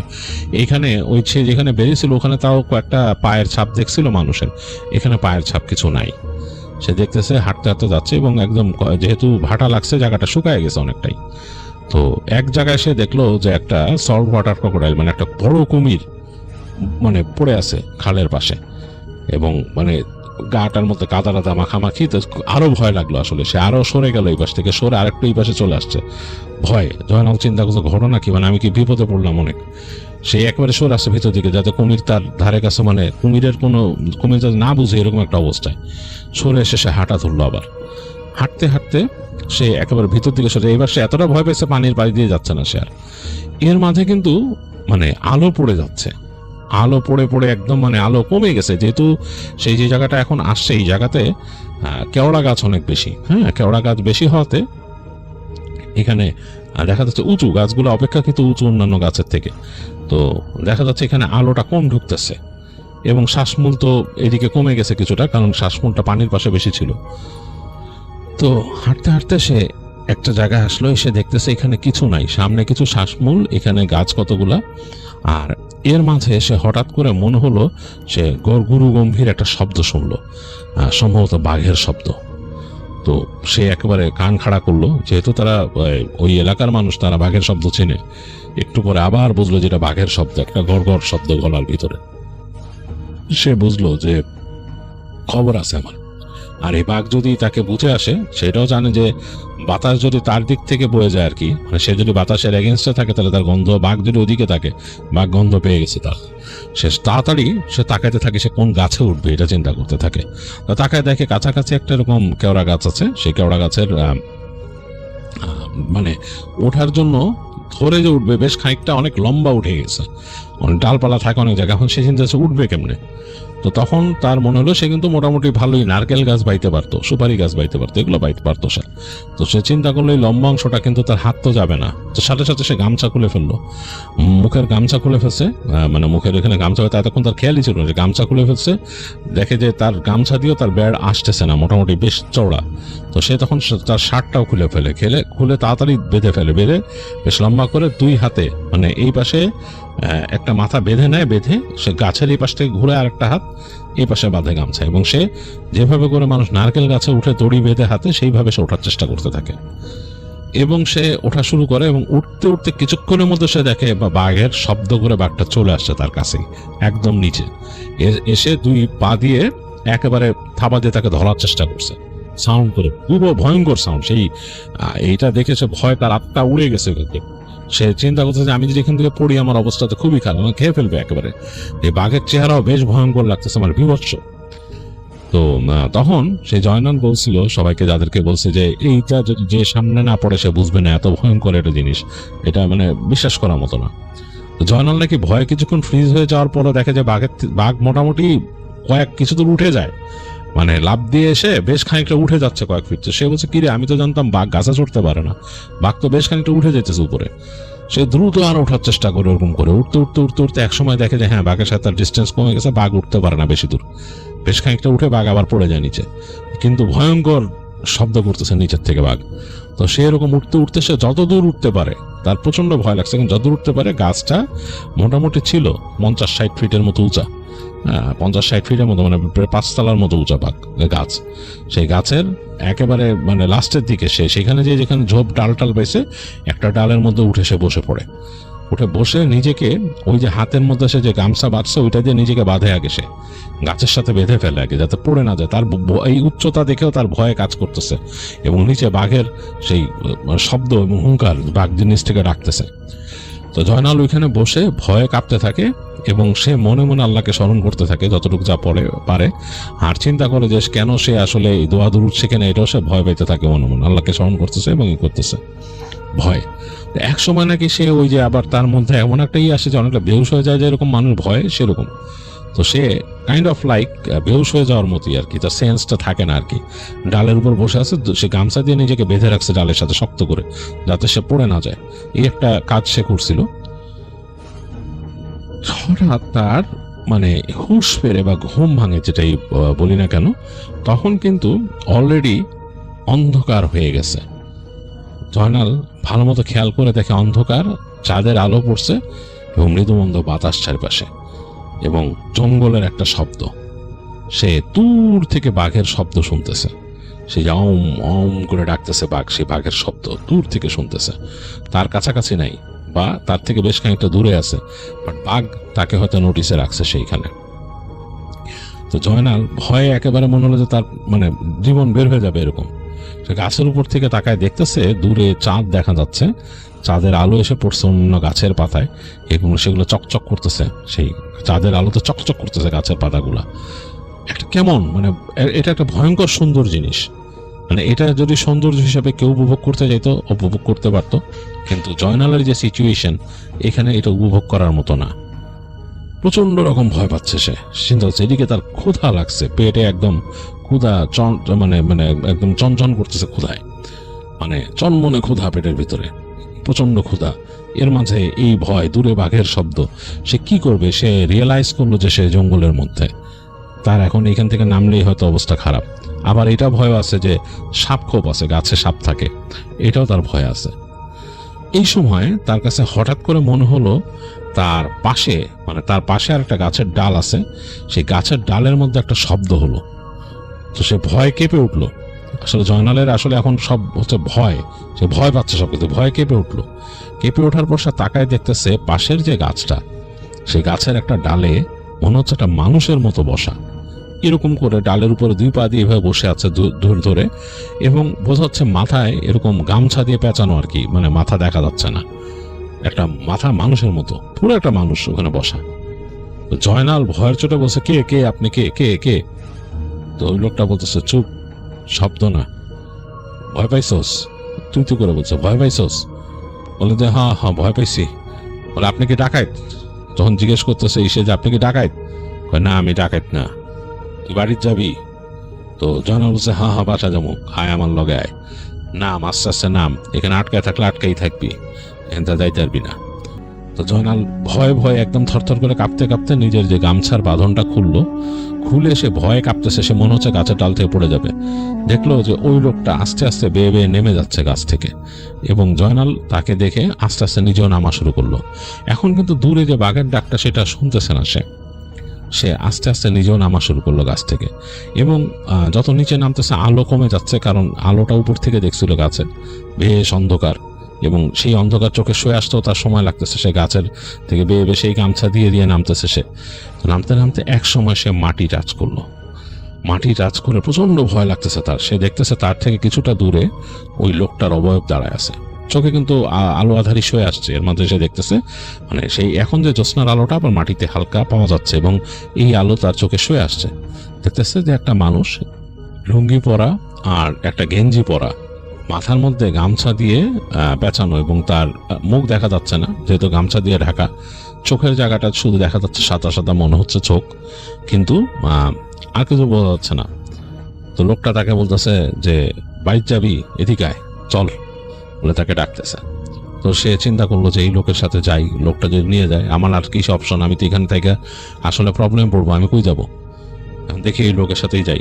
ডাকাত হইলে তো সমস্যা আছে, আর আমার থেকে নেবেই কি, হয়তো অনেক সময় ডাকাতরা ওই সময় বসা চেয়েও মানে বাঁচায়, তাও তো বাঁচাইলো। এই চিন্তা করে জয়নাল আর কোনো কথা না বলে লোকটার সাথে সাথে হাঁটা ধরলো। তো লোকটা হেঁটে যাচ্ছে পিছনে, সে অনেক সময় দেখা যাচ্ছে বেশ অন্ধকার হয়ে যাচ্ছে কারণ আলো ঢুকতেছে না, হারায় ফেলতেছে। তো লোকটা আবার তাকে বলে কিরে হারায় যাস কেন, বলে আবার হাসে, খক খক খক করে হাসে।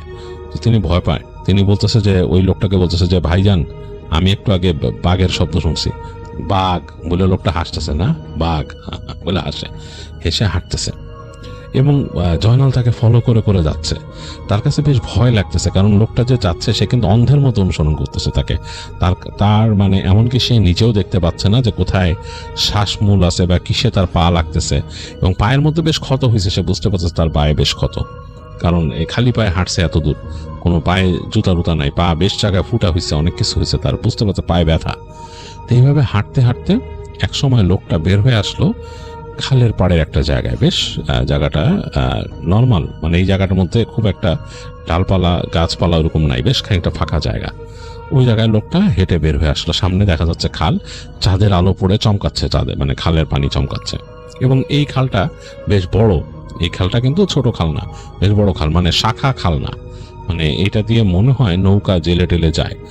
জয়নালের একটু শান্তি লাগলো, মনে হলো যে আচ্ছা এইখান দিয়ে তো হয়তো পারে কোনো জেলের নৌকা থাকতেও পারে, কারণ রাতের বেলা তিনি জানেন যে জয়নাল জানে যে অনেকেই মাছ টাছ ধরে এখানে, রাতের বেলা মাছ ধরতে আসে, অনেক মানুষ আছে রাতে মাছ ধরে।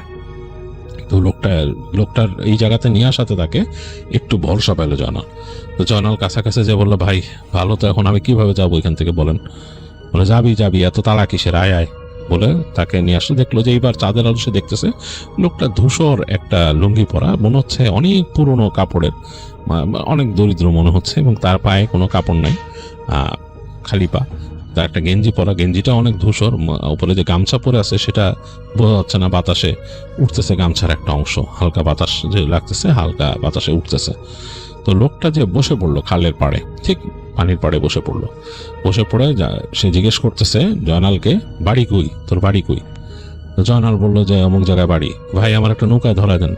জয়নাল বলছে নৌকায় ধরা দেন, আপনি কই থেকে আসছেন, কেমনে আসছেন, মানে আপনার নৌকা কই? তো বলতেছে যে আমি কই থেকে আসছি জানতে পারবি না, তুই জানলেও কোনো কাজ হইব না। তো বললে যে আপনার নাম কি? জয়নাল জিজ্ঞেস করছে আপনার নাম কি? আমার নাম বলে লোকটা হাসতেছে খ্যাক করে, বলে নাম বললে চিনবি? বলে যে না, নাম বলে তো চিনবো না, তারপর তো জানতে হয়, মানুষের নাম তো জানতে হয়, আপনার একটা নাম আছে না, আমার নাম জয়নাল। তো লোকটা বলতেছে আমার আর কি চিনবি তারা, বলে লোকটা মাথার গামছাটা আস্তে আস্তে করে খোলা শুরু করলো। তো জয়নাল মনে করলো যে লোকটা এতক্ষণ চেহারা ঢেকে রাখছে কেন, কে যেন হয়তো চেহারা দেখাবে। তো লোকটা গামছাটা খুলে ফেললো, পুরা গামছাটা খুলে ফেলে দিল এক পাশে, তারপর জয়নালের দিকে তাকালো। লোকটার দিকে তাকায় জয়নালের মানে বুকের মধ্যে ধপ করে উঠলো, সে ভয়ে কেঁপে উঠলো। দেখলো যে লোকটার মুখের নিচের অংশে কোনো মানে চামড়া মাংস নাই, পুরা তার দাঁত মুখ খুব খোলা হাড়ের মতো আর কি। তো লোকটার চোখগুলো দপদপ করে জ্বলে উঠলো দুইটাই। লোকটা তাকায় বললো যে আমি বাঘে খাওয়া মানুষ। তাই বলে সে হাসা শুরু করলো, এমনভাবে হাসা শুরু করলো যে হাসিটা মানে সারা শরীরে ভয়ের কাঁপন ধরায় দিল জয়নালের। জয়নাল মানে ভয়ের চোটে ওয়াল লাগাও বলে দৌড় দিল, সেখান থেকে দৌড় দিয়ে শেষ কোথায় যাবে, দেখলো লোকটার হাসিটা, তার পেছন পেছন হাসিটা মনে হচ্ছে কানের কাছে চলে আসতেছে। তো ঝাঁপ দিয়ে পড়লো জয়নাল পানির ভিতরে, মানে একেবারে আর কিছু না চিন্তা করে পানিতে ঝাঁপ দিয়ে পড়লো। সে পানিতে ঝাঁপ দিয়ে পড়ে সে সাঁতরানো শুরু করলো। তো পেছন থেকে সে শুনতেছে ওই লোকটা তাকে বলছে কই যাস, তোরে তো পাইলাম, আমি তো এখানে একা থাকছি, একা থাকার কোনো কারণ নাই, সুন্দরবনে কেউ রাতে একা থাকে না রে বলে বলতেছে। তো জয়নাল সাঁতরাচ্ছে, তার কানের মধ্যে লোকটার কথাগুলো ভেসে আসতেছে এবং সে দিশা হারায় ফেলছে। একসময় মনে হচ্ছে সে ডুবে যাবে, সে পানির তলে একেবারে ডুবে যাচ্ছে, প্রায় শরীর প্রায় তলায় যাচ্ছে। আবার একটু মাথা উঁচু করে তাকায় সে, মানে একটুখানি মানে খাবি খেতে খেতে তাকাচ্ছে।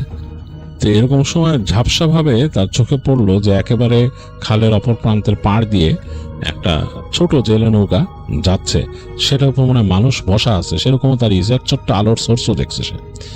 তো তার আসলে আর তখন মানে শরীরে অন্যরকম জোর চলে আসলো এটা দেখে, মানে বাঁচার আকুতি। সে কিন্তু তলায় যাচ্ছিল, সে সাঁতার কাটার মতো অবস্থা ছিল না তার। তো সে প্রাণপণে সাঁতার কাটা শুরু করলো সেটার দিকে। সাঁতরাতে একদম কাছাকাছি চলে আসে, সে বুঝতেছে ওই জেলে নৌকার উপরে একটা নারী এবং পুরুষ আছে, তারা হয়তো তারা হাজব্যান্ড ওয়াইফ মাছ ধরে। বলে সে ওখান থেকে মাথা একটু উঁচু করে বলে আমার বাঁচান বাঁচান বলে জয়নাল এরকম শব্দ করতেছে।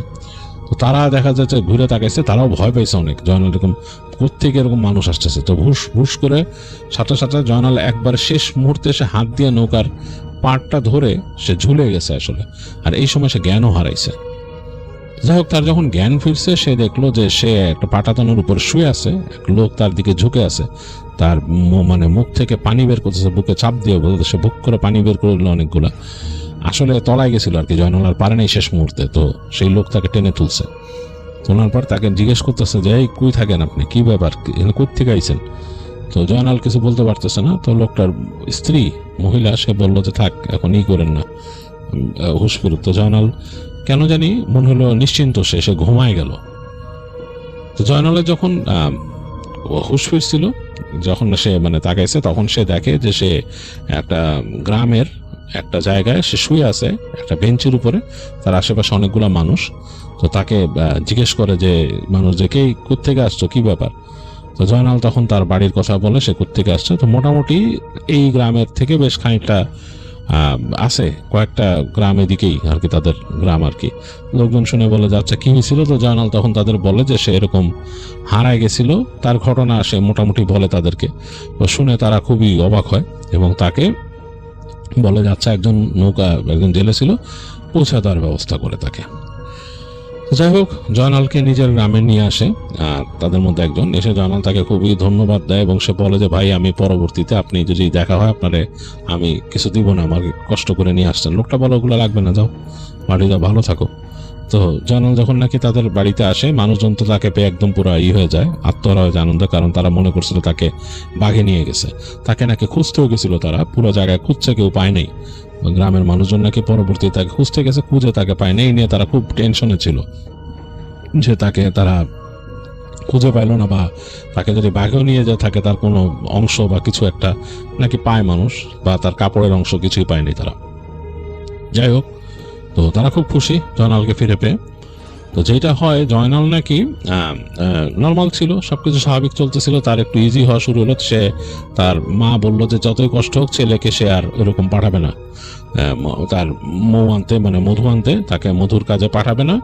যদি সে মাছ ধরতে উৎসাহী থাকে মাছের কাজে পাঠাবে তার মা, এই আর কি। কিন্তু মাছ বা একটা সময় আছে বছরে, সে সময় শুটকির কাজ হয়, ওই সব জায়গায় পাঠাবে, কিন্তু এই মধুর কাজে তার ছেলেকে আর পাঠাবে না, তার মা বলে দেয়। আপাতত তাকে বলে তার মা যেভাবে পারে তারা ইনকাম করতেছে, তাকে বলে বাসায় থাকতে, তাকে রিল্যাক্স করতে। তো জয়নাল ওইভাবে বাসায় থেকে কয়েকদিন ইজিলি রিল্যাক্স করতেছিল। তো এরপর যেটা হয়, একদিন এরকম রাতে হঠাৎ রাতের বেলা জয়নালের মা হঠাৎ করে টের পায় যে তার ছেলে কেমনটা শব্দ করতেছে। গভীর রাত, একই ঘরে তারা থাকতো আর কি। তো তার মা ওখানে চৌকিতে ঘুমাইছিল, তো সে দেখে তার ছেলে নিচে কেমনটা গড়গড় গড়গড় শব্দ করতেছে। তো তার মা অবাক হয়ে যায়, এবং গভীর রাত, ঘরের মধ্যে অন্ধকার, ঘুরঘুরটি অন্ধকার, এর মাঝে তার মা দেখতেও পাচ্ছে না, কিন্তু ছেলের ওখান থেকে শব্দ পাচ্ছে একটা গড়গড় গড়গড়। তো তিনি ভয় পেয়ে যান, তিনি চিন্তা করেন আবার এরকম অনেক সময় ওই বাঘ এসে যদি যান। তো তিনি ভয়ের চোটে তিনি একেবারে উঠে বসে তিনি চিন্তা করেন যে তিনি মানে কি করবেন, দিশা পাচ্ছেন না আর কি। এই সময় তিনি দেখেন অন্ধকারের মধ্যে হঠাৎ করে লাফ দিয়ে তাদের যে দরজার উপরে পড়ে জয়নাল, এবং দরজা খুলে বের হয়ে যায়। তিনি দেখেন তার ছেলে বের হয়ে গেলেন, বেশ উদ্ভটভাবে বের হয়ে গেছে, মানে এইভাবে তিনি মানুষকে চলতে ফিরতে এরকম দেখেন নাই। তো জয়নালের আম্মা চিৎকার শুরু করেন, চেঁচামেচি। তার চিৎকার চেঁচামেচিতে কেউ আসে না তখন আশপাশ থেকে, কারণ তারা মনে করে হয়তো বাঘ আক্রমণ করছে। কঠিন একটা অবস্থা। তো মানে জয়নালের আম্মা চিৎকার করতে করতে, তো ওই সময় কেউ আসে না, তো তিনি যে জয়নালের চাচার ঘরে যে দরজা পিটানো শুরু করেন, নক করা শুরু করেন, জোরে জোরে পিটাইতেছেন আর কি, যেটাকে মানে নক করা বলা যাবে না, পিটানো, হাত দিয়ে বাড়ি মারতেছেন বারবার। তো চাচা বের হয়ে এক সময় তার হাতে দাও, বলে কি হয়েছে, বলে যে এরকম ছেলে তো এরকম বের হয়ে গেল, কি ব্যাপার বুঝলাম না। তো তার চাচা বের হয়ে যে তিনি আরো দুজন মানুষকে তার পাশের ঘর থেকে বের করেন কথা বলে। তারা সবাই এই লাঠি সড়কি নিয়ে বের হয়, এরকম কয়েকজন মানুষ এক হয়ে যায় এবং জয়নালকে খুঁজতে বের হয় যে কেন জয়নাল এরকম বের হলো। তো খুঁজতে খুঁজতে তারা বুঝতে পারে তাদের ঠিক ঘরের পাশে যে একটা খাল ছিল, সে খালের উপর একটা সাঁকো আছে, চিকন সাঁকোর ওই পারে একটা জংলা জায়গা, এটা জঙ্গলের সাথে অ্যাড করা, এই ওই পারে সে যে জংলা জায়গা, গাছপালা যেখানে, সেইখানে তারা মনে করে যে এখানে মনে হয় বাঘ আছে, তারা বুঝতে পারে। তো তারা খুবই ভয় পেয়ে যায়, বাট তারা চিন্তা করে যে জয়নাল যদি ওখানে যেয়ে থাকে তো সমস্যা। তো তারা অনেকগুলা মানুষ মিলে সেই জায়গায় তারা ওই জায়গায় যায়। এরকম ভাবে তারা সাধারণত যায় যদি তাদের এলাকায় কোনো বাঘ ঢুকে পড়ে, এসে যদি তাদের বিরক্ত করে, গরু ছাগল নিয়ে যায়, তখন তারা এইভাবে করে ওই জায়গাটা যে এরকম বাঘকে তাড়ানোর চেষ্টা করে। তো সেইভাবেই তারা যায়, সবাই হাতে মশাল নিয়ে, বল্লম নিয়ে, দা নিয়ে, লাঠি নিয়ে ওই জায়গায় যায়। তো গিয়ে তারা বুঝতে পারে ওইখানে আসলেই মানে এখানে কিছু সমস্যা আছে, গাছপালা জায়গাটাকে যখন ঘিরে ফেলে এই পাশ থেকে, তখনই বুঝে তারা সমস্যা আছে। তো ওইখানে তাদের মধ্যে একজন নাকি গ্রামবাসী, সে ছিল আগে, তার সাথে মশাল ছিল, সে নাকি দূর থেকে গিয়ে দেখতে পারছে সে মশালের আলোতে যে আসলে ওইখানে বাঘ ছিল এবং বাঘ এরকম বসে আছে, বাঘের দিকে মুখোমুখি বসে আছে জয়নাল। দুইজনই মনে হচ্ছে একজনের দিকে তাকায় আছে কেমন করে, মানে মানে খুব মানে হিংস্র ভাবে। তো তারা যখন এরকম শব্দ করতে করতে যায় সবাই মিলে, তখন ওই বাঘ ভয় পেয়ে যায়, বাঘ এদিক ওদিক তাকায় হিংস্রভাবে গর্জন করতে করতে লাফ দিয়ে পরবর্তী একটা খাল ছিল সেটা পার হয়ে তার বনের দিকে দৌড়ায় চলে যায়। আর জয়নালও নাকি একেবারেই বন্য পশুর মতোই খিস্তি করতে করতে তাদের দিকে দৌড়ে আসে। তো জয়নালকে ধরে ফেলে, সবাই মিলে ধরে ঠেসে নিয়ে আসে এবং জয়নাল পাগলামি করতে থাকে। জয়নালকে এনে এসে বাসার মধ্যে তারা মানে পাগলামি সহ্য করতে না পারে বেঁধে ফেলে এবং তারা বলে যে এই ছেলের তো সমস্যা আছে, ওঝা খবর দিতে হবে। তো পরদিন তারা ওঝাকে খবর দিয়ে নিয়ে আসে। ওঝাকে খবর দিয়ে যখন নিয়ে আসে, জয়নাল তখন পুরাই স্বাভাবিক। জয়নাল রাতের কথা কিছুই মনে করতে পারতেছে না, তার কিছুই মনে নেই রাতের কথা। তো ওঝা বলে যে ওর তো আসলে ভিতরে হয়েছে, এই বনের খারাপ রাক্ষস তার উপরে ভর করছে, আমার এটা ছাড়ানোর জন্য তাকে এই সাধনা করতে হবে, এই লাগবে আর কি, বিভিন্ন জিনিস চায় আর কি। তো জয়নালের আম্মা নাকি বলে আচ্ছা ঠিক আছে, জয়নাল চাচাও বলে ঠিক আছে। তো তাকে জয়নালকে নিয়ে যায়, তিনি নিয়ে ওইখানকার বনের ভিতরে নিয়ে যায় কি কি তার মতো চিকিৎসা করেন, রিচুয়াল করেন, কিন্তু তারপর নিয়ে আসেন, বলেন যে ঠিক আছে, ওর আর সমস্যা হবে না। কিন্তু দেখা যায় পরবর্তী এরকম কয়েকটা রাত পরে, মানে প্রায় 10-15 দিন পর, আবার রাতের বেলা জয়নাল বের হয়ে যায় এবং যে সে কোথায় কোথায় এরকম থাকে তাকে আর খুঁজে পায়নি, আর কেউ যায়ও নাই জয়নালের প্রতি। আর তখন আগ্রহ কমে গেছে মানুষের, মনে হচ্ছে যে ওর কিছু একটা হয়েছে, হয় সে আসর হয়েছে বা সে পাগল হয়েছে, কিছু একটা এরকম। তো কেউ আর তাকে খুঁজতে যায় না। আর মোটামুটি সবাই বুঝে যে সে হয়তো গেছে। মানুষ মনে করে যে এরকম হলে হয়তো সে গেলে হয়তো বাঘের হাতে মারা পড়বে বা কোনো সমস্যা হবে। জয়নালের মা নিজে খুব ছেলের জন্যই হয়ে যায়, সে বের হয়ে খুঁজতে থাকে, বাইরে দাঁড়ায় থাকে, কিন্তু কোনো উপায় নেই। জয়নাল আবার ফিরে আসে পরে এবং এসে সে বাসায় চুপচাপ ঘুমায় পড়ে তার মতো, এবং তার কোনো আর থাকে না, সে যে কি কোথায় গেছিল, অনেকটা স্লিপ ওয়াকিং এর মতো, তার কিছু মনে থাকে না। তো এরকম জয়নালের মাঝে মাঝেই হয়। তো তখন জয়নালের চাচা শুনে যে এরকম তাকে খুলনা শহরে নিয়ে গেলে সেখানে একজন আলেম আছে, তার কাছে নিয়ে ঝাড়লে যদি কিছু হয়। তো তিনি তাকে একসময় খুলনায় নিয়ে যায়, জয়নালকে নিয়ে যেয়ে সেই আলেমের ওখানে নিয়ে যান। তো আলেম নাকি জয়নালকে দেখেই বলে যে ওর উপর তো একটা খুব খারাপ জিনিস মানে আসর করছে, জিন, এবং সম্ভবত তাকে বনে ধরছে, মানে জঙ্গলে ধরছে।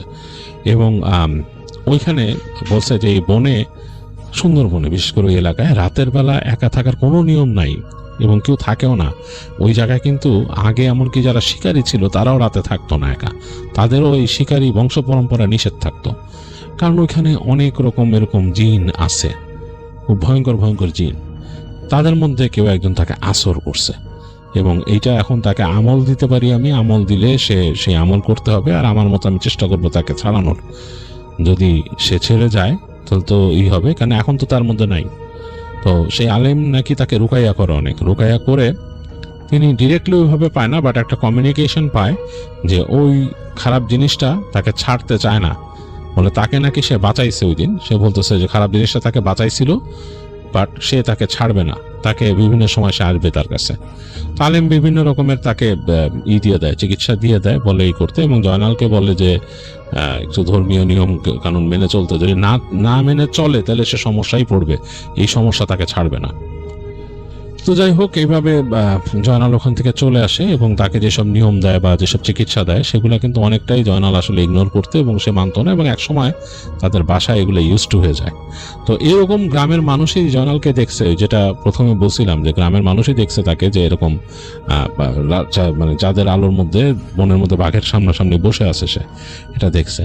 তো জয়নাল নাকি এখনো এরকম হঠাৎ বের হয়, এবং অনেকেই সন্দেহ করে যে ওইটাই সেম বাঘটাই তার কাছে আসে, কোনো একটা ব্যাপার আছে।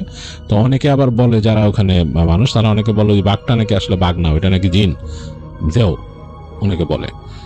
তো এই ঘটনাটা মাহমুদ শেয়ার করে রিশাদের কাছে, এবং রিশাদ পুরো শুনে এবং অনেক রাত পর্যন্ত এটা শুনে বেশ ভয় পায়, খুবই ভয় পায় রিশাদ।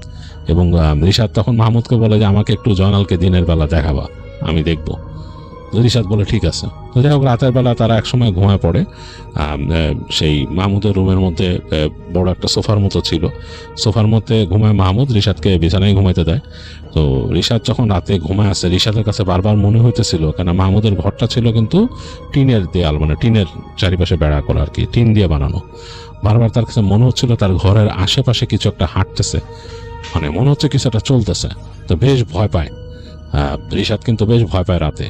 এবং সে মানে একেবারে ভোরের দিকে তার ঘুম আসে, ঘুম থেকে উঠে সে মাহমুদকে বলে যে আমার মনে হয়েছে যে ঘরের আশপাশ দিয়ে কিছু হাঁটতেছিল। তো মাহমুদ বলে যে হ্যাঁ ভাই, আমারও কিন্তু মনে হয়েছে যে আসলে ঘরের আশপাশ দিয়ে কালকে কিছু হাঁটছে। যাই হোক, দিনের বেলা ওই দিন আর আসলে ঠিক মতো রিশাদ তার কাজকর্ম করতে পারে না, অফিসে যেও ছুটি নেয়। সে বলে যে আজকে আসবো না, সে চলে আসে মাহমুদের সাথে দেখা করে বলে যে আমাকে নিয়ে চলো, ওই ছেলেকে আমি দেখবো, ওই জয়নালদের বাসায় যাব। তো জয়নালদের বাসায় যায় রিশাদ, যে জয়নালের মায়ের সাথে কথা বলে আগে মাহমুদ, পরে দেখা করাতে নিয়ে যায়। স্বাভাবিক দেখে যে একেবারেই স্বাভাবিক একটা মানুষ সেই জয়নাল, সে বসে ওই সময় মুড়ি আর কিছু খাচ্ছিল। তো দেখে আসে, একেবারে ভদ্রভাবে সালাম দিয়ে বসে। তো চেহারা মেলানোর চেষ্টা করে রিশাদ, রাতে একেই দেখছে কিনা। দেখে যে হ্যাঁ, অনেকটা তার কাছে মনে হয় যে এই সময়টা আসলে পরিবেশ অন্যরকম ছিল, চাঁদের আলোতে আর তার ওই সামান্য হেডল্যাম্পের আলোতে যতটুকু দেখছে, কিন্তু তখন বিভৎস টাইপের চেহারা ছিল, ভয়ঙ্কর টাইপের একটা, মানে উদ্ভ্রান্তের মতো একটা চেহারা। আর এখন মনে হচ্ছে একটা সাধারণ একটা ভদ্র মানুষ ছেলে, যেটা হবে এরকম আর কি। তো সে চেহারা মিলে সে পরে বলে মাহমুদকে যে হ্যাঁ, কিন্তু ওই সে প্রশ্ন করে, মাহমুদ তাকে প্রশ্ন করে যে জানাল, কালকে রাত্রে কি তুই এরকম গেছিলি? জানাল বলে না, মাথা নাড়ে শুধু, মানে সে যায় নাই। তো বলে স্বাভাবিক, সে আসলে মনে করতে পারে না, তার মনে থাকে না সে কি করছে ওই সময়টা, সে আসলে সেন্সের বাইরে যায়।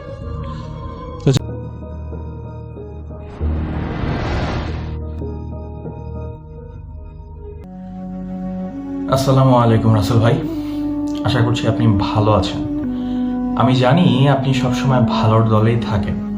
তো রাসেল ভাই, আমি মোহাম্মদ আরিফ আহমেদ বলছি, লালমনিরহাট থেকে। তো রাসেল ভাই, আজকে আমার সংগ্রহে আরও একটি ঘটনা এসেছে। তো এই ঘটনাটি পাঠিয়েছে আমার এক ছোট ভাই। তো এই ঘটনাটি ঘটেছিল তার সাথেই, বা তিনি এই ঘটনাটি শুনেছেন এবং তারপর আমাকে এই ঘটনাটি বলেছেন। তো আজকের যে ঘটনাটি আমি শেয়ার করতে যাচ্ছি, এই ঘটনাটি মূলত তাবলিগ জামাতকে নিয়ে। তো আমাকে যেভাবে আমার ছোট ভাই ঘটনাটি বলেছে, আমি ঠিক সেভাবেই আপনার কাছে শেয়ার করার চেষ্টা করছি। আমার ছোট ভাইয়ের নাম রিপন। তো রিপন আমাকে যেভাবে ঘটনাটি বলেছে, তখন রিপনের এসএসসি পরীক্ষা শেষ, সময়টি ছিল 2000 সম্ভবত 9 সাল। তো সে সময় সে এসএসসি পরীক্ষা দিয়ে যে বন্ধ থাকে, সে বন্ধের মধ্যে সে তাবলিগ জামাতের উদ্দেশ্যে বের হয়, চিল্লার উদ্দেশ্যে। তো আমরা জানি যে চিল্লা হলো 40 দিনের জন্য যাওয়া আসা করা হয়। যাওয়া হয়, আল্লাহ রাস্তায় যাওয়া হয় এবং সেখানে গিয়ে সময় দেওয়া হয় এবং সেখানে সবসময় বিভিন্ন ধরনের আমল এবং বিভিন্ন ধরনের আল্লাহকে ডাকা বা বিভিন্ন ধরনের বিষয়ে শেখা ইত্যাদি ধরনের কাজ হয়। তো তাবলিগ জামাত মূলত অনেক ভালো বিষয়। তো সে তার এই ফাঁকা সময়টি আল্লাহর রাস্তায় কাটিয়েছিল। তো সে সময় সে তাবলিগ জামাতের উদ্দেশ্যে যায় হলো পাটগ্রামে, লালমনিরহাটের পাটগ্রামে। তো আমরা সবাই জানি পাটগ্রাম হলো আমাদের উত্তরবঙ্গের শেষ সীমানা। তো সে পাটগ্রামের 0 পয়েন্টের ওই পাশে একটা মসজিদে যায়। তো সেখানে সে এই ঘটনাটি একজনের কাছে শুনতে পারেন। তো আমরা সবাই জানি কারগোজারি নামে একটি বিষয় আছে তাবলিগ জামাতে। যারা তাবলিগ জামাতে গিয়েছেন, সময় লাগিয়েছেন, তারা অবশ্যই জানতে পারবেন। কারগোজারি হলো এমন একটি জিনিস যেখানে মানে অতীতের বিভিন্ন ধরনের ঘটনা এবং বিভিন্ন ধরনের শিক্ষণীয় জিনিস শেখানো হয়। তো যাই হোক, সেখানে কারগোজারিতে তিনি একজন আলেমের কাছে এই ঘটনাটি শুনতে পান। তো বিষয়টি এমন ছিল রাসেল ভাই, এই বিষয়টি যে শেয়ার করেছেন তার নাম ছিল মকবুল হোসেন। তো মকবুল হোসেন ছিল অন্য একটি মানে সেখানকারই একজন ব্যক্তি। তো তিনি আলেম ছিলেন। তো তিনি এসেছিলেন মানে তাবলিগ জামাত সেখানে যাওয়ার কারণে তিনি এসেছিলেন বিভিন্ন ধরনের বয়ান দিতে এবং কারগোজারি শোনাতে বা বিভিন্ন ধরনের শিক্ষণীয় বিষয় শেখাতে, মানে তিনি যা জানেন সেগুলো। তো এই কারগোজারির উদ্দেশ্যে মকবুল হোসেন মাদ্রাসায় আসেন এবং সেখানে তিনি আমাদের যে আমির ছিল সে আমিরের অনুমতি নিয়ে আমাদের মেম্বারে বসে বিভিন্ন ধরনের ইসলামিক কথাবার্তা এবং বিভিন্ন ধরনের বিষয় বলেন এবং শেষ পর্যায়ে তিনি তার এই কারগোজারিটা শোনানো শুরু করেন। তো এই বিষয়টি মূলত তার সাথেই ঘটেছিল। তিনি যেভাবে বলেছিলেন সেভাবে আমি বলছি। তো তিনি সে সময় একটি তাবলিগ জামাত তার এলাকাতেই এসেছিল এবং তার এলাকাতে আসার কারণে তিনি তখন করেছিলেন কি, সে তাবলিগ জামাতের সাথে কিছু সময় দিয়েছিলেন। তো সময় দেওয়ার পর দেখা যায় যে মাগরিবের সময় তিনি গিয়েছিলেন তাবলিগ জামাতের লোকগুলোর সাথে এবং তাদের সময় দিয়েছিলেন, মাগরিবের সময় দিয়েছিলেন, এশার নামাজ পড়েছিলেন এবং এশার পরে যে বয়ান হয় সেখানেও তিনি বসেছিলেন এবং সেখানে তিনি খাওয়া দাওয়া করেন, তাকে মেহমানদারি করানো হয় সেখানে এবং মেহমানদারি করার পর তিনি আনুমানিক রাত 1টার দিকে তার বাড়ির উদ্দেশ্যে রওনা দেন। তো তিনি যে সময়ে তার বাড়ির উদ্দেশ্যে রওনা দেন সে সময় তার বাড়ি যে পথে পড়ে সে পথের মধ্যে একটি পুকুর ছিল, পুকুর পাড় ছিল। তো রাসেল ভাই সে পুকুর পার হয়ে তাকে যেতে হবে এবং জায়গাটি তখন ঘটনাটি যে সময় ঘটেছিল উনি যে সময়ের ঘটনাটি বলছিলেন সেটা ছিল 1971 সালে মুক্তিযুদ্ধের আগের ঘটনা। তো তখন আর কি আমরা সবাই জানি তখন সেরকম লাইট ছিল না বা লাইট ব্যবহার করার মতো কিছু ছিল না। রাতের অন্ধকারেই যাওয়া আসা করা হতো বা চাঁদের আলোয় যতটুকু আলো হতো ততটুকু আলোতে যাওয়া আসা করা যেত। তো তিনি হঠাৎ সেদিন বের হয়েছেন যে এত রাতে থাকা সম্ভব না, কারণ তিনি তো থাকার জিনিসপত্র নিয়ে আসেন। তো তিনি করেন কি, রাত 1টার দিকে তার বাড়ির উদ্দেশ্যে রওনা দেন। তো তিনি যে পথ দিয়ে যাবেন এই পথটি ছিল এমন একটি পথ যে পথের ধারে ছিল একটি বিশাল বড় পুকুর এবং সেখানে একটি বিশাল বড় বাঁশঝাড় ছিল এবং বনের মতো আর কি ছিল। তো সে পথ দিয়ে তাকে একাই যেতে হবে। তো রাসেল ভাই পুরো রাস্তার মধ্যে আকাশের চাঁদের আলো থাকলেও তিনি যে পথ দিয়ে যাচ্ছিলেন সেখানে বাঁশঝাড় এবং ইত্যাদি বন জঙ্গল থাকার কারণে সেখানে একটু অন্ধকারই ছিল। যাই হোক, তিনি তার সাইকেল নিয়ে যাচ্ছিলেন। তো পথিমধ্যে তিনি যখন পুকুরের মাঝামাঝি অবস্থায় পৌঁছান এবং বাড়ির উদ্দেশ্যে যাচ্ছিলেন, ঠিক সে সময় কোনো একটা জিনিস তার পিঠের মধ্যে এসে চেপে বসে। মানে পিঠের মধ্যে চেপে বসে কিরকম, মানে পিঠে চড়লে যেরকম মনে হয় সেরকম ভাবে একজন জিনিস তার মুখ সহ ঢেকে রেখেছে এক হাত দিয়ে এবং আরেক হাত গলার মধ্যে দিয়ে রেখেছে। তো এই বিষয়টি নিয়ে তিনি খুবই ভয় পেয়ে যান এবং পরবর্তীতে ওই এন্টিটিটি করে কি বা বিষয়টি মানে যে বস্তুটি ছিল, যে বস্তুটি তার ঘাড়ে বসেছিল, সেই বস্তুটি তাকে হেঁচড়ে, মকবুল হোসেনকে হেঁচড়ে পুকুরে ফেলে দেন এবং মকবুল হোসেনকে পুকুরে ফেলে দেওয়ার কারণে মকবুল হোসেনকে পুকুরের পানিতে সেই এন্টিটিটি চুবিয়ে রাখেন। হ্যাঁ, যার ফলে মকবুল হোসেন নিঃশ্বাস নিতে পারছিলেন না। একটি বিষয় বলে রাখা ভালো রাসেল ভাই, মকবুল হোসেন বলিষ্ঠ একজন মানুষ ছিলেন, তার শরীরে পেশি শক্তি মোটামুটি অনেক ছিল, তিনি সুঠামদেহী এবং লম্বা ছিলেন। যাই হোক, তো যখন পুকুরের মধ্যে সেই জিনিসটি মকবুল হোসেনকে চেপে ধরেছিলেন, মকবুল হোসেন অনেক কষ্ট করে সেখান থেকে সেই এন্টিটিকে জোরে একটি ঘুষি মারে, যার কারণে সে একটু দূরে গিয়ে পড়ে এবং পরবর্তী সময় সে আবার এসে তার সামনের দিকে ধরে। তো মকবুল হোসেন এই সময় করেন কি, তিনি জোরে এক মুখের মধ্যে জোরে এক ঘুষি দেন। ঘুষি দেওয়ার কারণে সেই জিনিসটির দুটি দাঁত মকবুল হোসেনের হাতে এসে পড়ে এবং তিনি পরবর্তীতে করেন কি, সেই দাঁত দুটি নিয়ে তিনি খুব জোরে সেই পুকুর পাড় থেকে উপরে ওঠেন এবং তিনি মোটামুটি আল্লাহর অনেক সূরা কালাম জানতেন। তিনি যেহেতু আলেম, কোরআন শরীফ তার মুখস্থ ছিল, তো তিনি সে সময় সূরা পড়তে পড়তে তার বাড়ির উদ্দেশ্যে একটা দৌড় দেন। তার সাইকেল সেখানেই পড়েছিল, তো তিনি তার বাড়ির উদ্দেশ্যে এত জোরে দৌড় দেন যেটা কল্পনারও বাইরে। তিনি অনেক জোরে দৌড় দিচ্ছিলেন এবং এক পর্যায়ে তিনি পিছনে ঘুরে দেখলেন সেই জিনিসটি তার পিছুই নিয়েছে, মানে তার পিছনে খুব জোরে দৌড়াচ্ছে এবং সে তাকে ধরবে।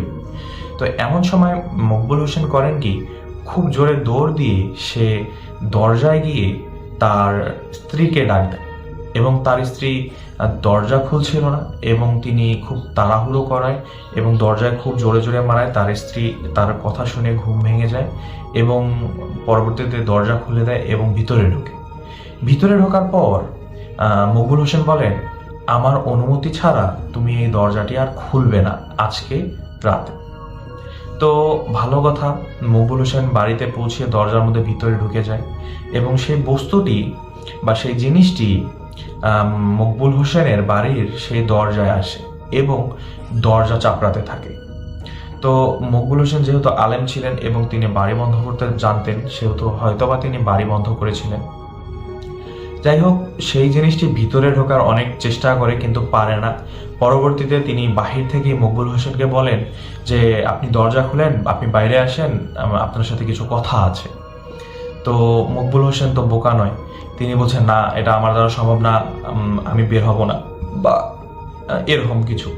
তো এক পর্যায়ে তাদের বাকবিতণ্ডার এক পর্যায়ে সেই এন্টিটিটি মকবুল হোসেনকে বলেন যে, ঠিক আছে, আপনি দরজা না খুলে নাই, আপনি আমার দাঁত দুটো দিয়ে দেন, আমি এখান থেকে চলে যাব, আমি আপনাকে আর কোনো ডিস্টার্ব করব না, আমি আর আপনার পিছু নেব না, আমার ভুল হয়ে গিয়েছে, আসলে আমি আপনাকে একা পেয়েছিলাম, যার কারণে আমি আপনাকে ধরে বসেছিলাম। যাই হোক, আপনি আমার দাঁত দুটো দিয়ে দেন, আমি এখান থেকে চলে যাব। তো রাসেল ভাই, পরবর্তীতে হয় কি, মকবুল হোসেন দরজা খোলেন না। সারা রাত এভাবেই চলতে থাকে, দুজনের সাথে বাকবিতণ্ডা করতেই থাকে, কিন্তু মকবুল হোসেন দরজা খোলেন না। ঠিক এক পর্যায়ে ফজরের আজান দিয়ে দেয়, কিন্তু মকবুল হোসেন তখন পর্যন্ত তার দাঁত দিয়ে দেননি।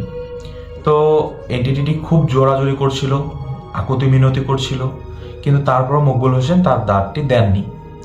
এক পর্যায়ে ফজরের আজান দেন। ফজরের আজানের সময় যখনই আজানের প্রথম ধ্বনিটি মকবুল হোসেনের কানে আসেন, তখনই দেখা যায় সেই বস্তুটি আর কোনো শব্দ করতে পারছিল না। সেখানেই সবকিছু থেমে গিয়েছিল এমন কিছু মনে হচ্ছে। তো মকবুল হোসেন মনে করেন যে, যেহেতু ফজরের আজান দিয়ে দিয়েছে, সেহেতু হয়তোবা সেই বিষয়টি বা সেই জিনিসটি এখন আর নেই। তিনি করেন কি, নামাজ পড়ার উদ্দেশ্যে বাইরে বের হন। তো বের হয়ে তিনি একটি বিষয়ের সম্মুখীন হন। তিনি দেখতে পান বাইরে একটি মরা কাক পড়ে আছে। একটি কালো কুচকুচে মরা কাক পড়ে আছে। তো মকবুল হোসেনটি অনেকক্ষণ ভাবলেন যে আসলে এই বিষয়টি কি। তো তিনি পরবর্তীতে বুঝতে পারেন যে এটি একটি জিন ছিল, এটি একটি খারাপ জিন ছিল, এবং মকবুল হোসেন তার দাঁত ভেঙে নিয়ে এসেছিলেন, রুমের মধ্যে ঢুকেছিলেন, এবং সেই জিনটি তার কাছ থেকে তার দাঁতটি ফেরত নিতে পারেনি বিধায় সে তার সময় মতো তার জায়গায় যেতে পারেনি বা তাদের দেশে যেতে পারেনি। এরকম একটি ঘটনা ঘটার সম্ভাবনা রয়েছে, বা এরকম একটি ঘটনা ঘটেছে, বা তার দাঁতটি ছিল তার পাওয়ার বা তার শক্তি, যার কারণে সে যদি তার কাছে সে দাঁতটি না থাকে সে মারা যাবে, এরকম হয়তো বা কোনো ঘটনা ছিল যার কারণে সে মারা পড়ে। তো মকবুল হোসেন এই ভেবেছিল। তো পরবর্তীতে কাকটি সেখানে মরে পড়েছিল। পরে মকবুল হোসেন করেন কি, তিনি অজু করেন, অজু করে সেদিন বাড়িতেই নামাজ পড়েন, এবং নামাজ পড়ার পর তিনি করেন কি, সেই কাকটি নিয়ে তিনি একটি কবর করেন বা ছোট একটি গর্ত করেন এবং সেখানে পুঁতে দেন। তো রাসেল ভাই, পরবর্তীতে মকবুল হোসেনের সাথে আর কোনো ঘটনা ঘটেনি, ঘটনাটি এ পর্যন্তই ছিল। পরবর্তীতে মকবুল হোসেন স্বাভাবিকভাবেই তার জীবনযাপন করছিলেন, সুন্দরভাবে মসজিদে যাওয়া আসা করছিলেন, যেখানে গিয়েছিলেন সেখানেও যাওয়া আসা করছিলেন, এবং আরও অনেক তাবলিগ জামাতের লোক এসেছিল সেখানেও যাওয়া আসা করছিলেন। কিন্তু পরবর্তীতে মকবুল হোসেনের সাথে আর কোনো ধরনের ঘটনা ঘটেনি। তো রাসেল ভাই, আমার ঘটনাটি আজকে এই পর্যন্তই ছিল। আমার ঘটনাটি যদি আপনার ভালো লেগে থাকে তাহলে আমাকে অবশ্যই জানাবেন। এরকম আরও অনেক ঘটনা আমার কাছে আসে এবং আমি এগুলো অনেক ঘটনা পড়ি, এবং এই ঘটনাগুলো পড়তে আমার আসলে অনেক ভালোই লাগে, এবং আপনাকে বলতে বা আপনাকে এই ঘটনাগুলো দিতে আমার অনেক ভালোই লাগে। আমার এই ঘটনাটি যদি আজকে সিলেক্ট হয় তাহলে এটি অবশ্যই আমাকে জানাবেন, এবং আমি পরবর্তীতে আপনাকে আরও অনেক ঘটনা দেব। এই ঘটনাগুলো আপনি শেয়ার করতে পারবেন। তো রাসেল ভাই, আজকে এ পর্যন্তই। দোয়া রাখবেন। আল্লাহ হাফেজ।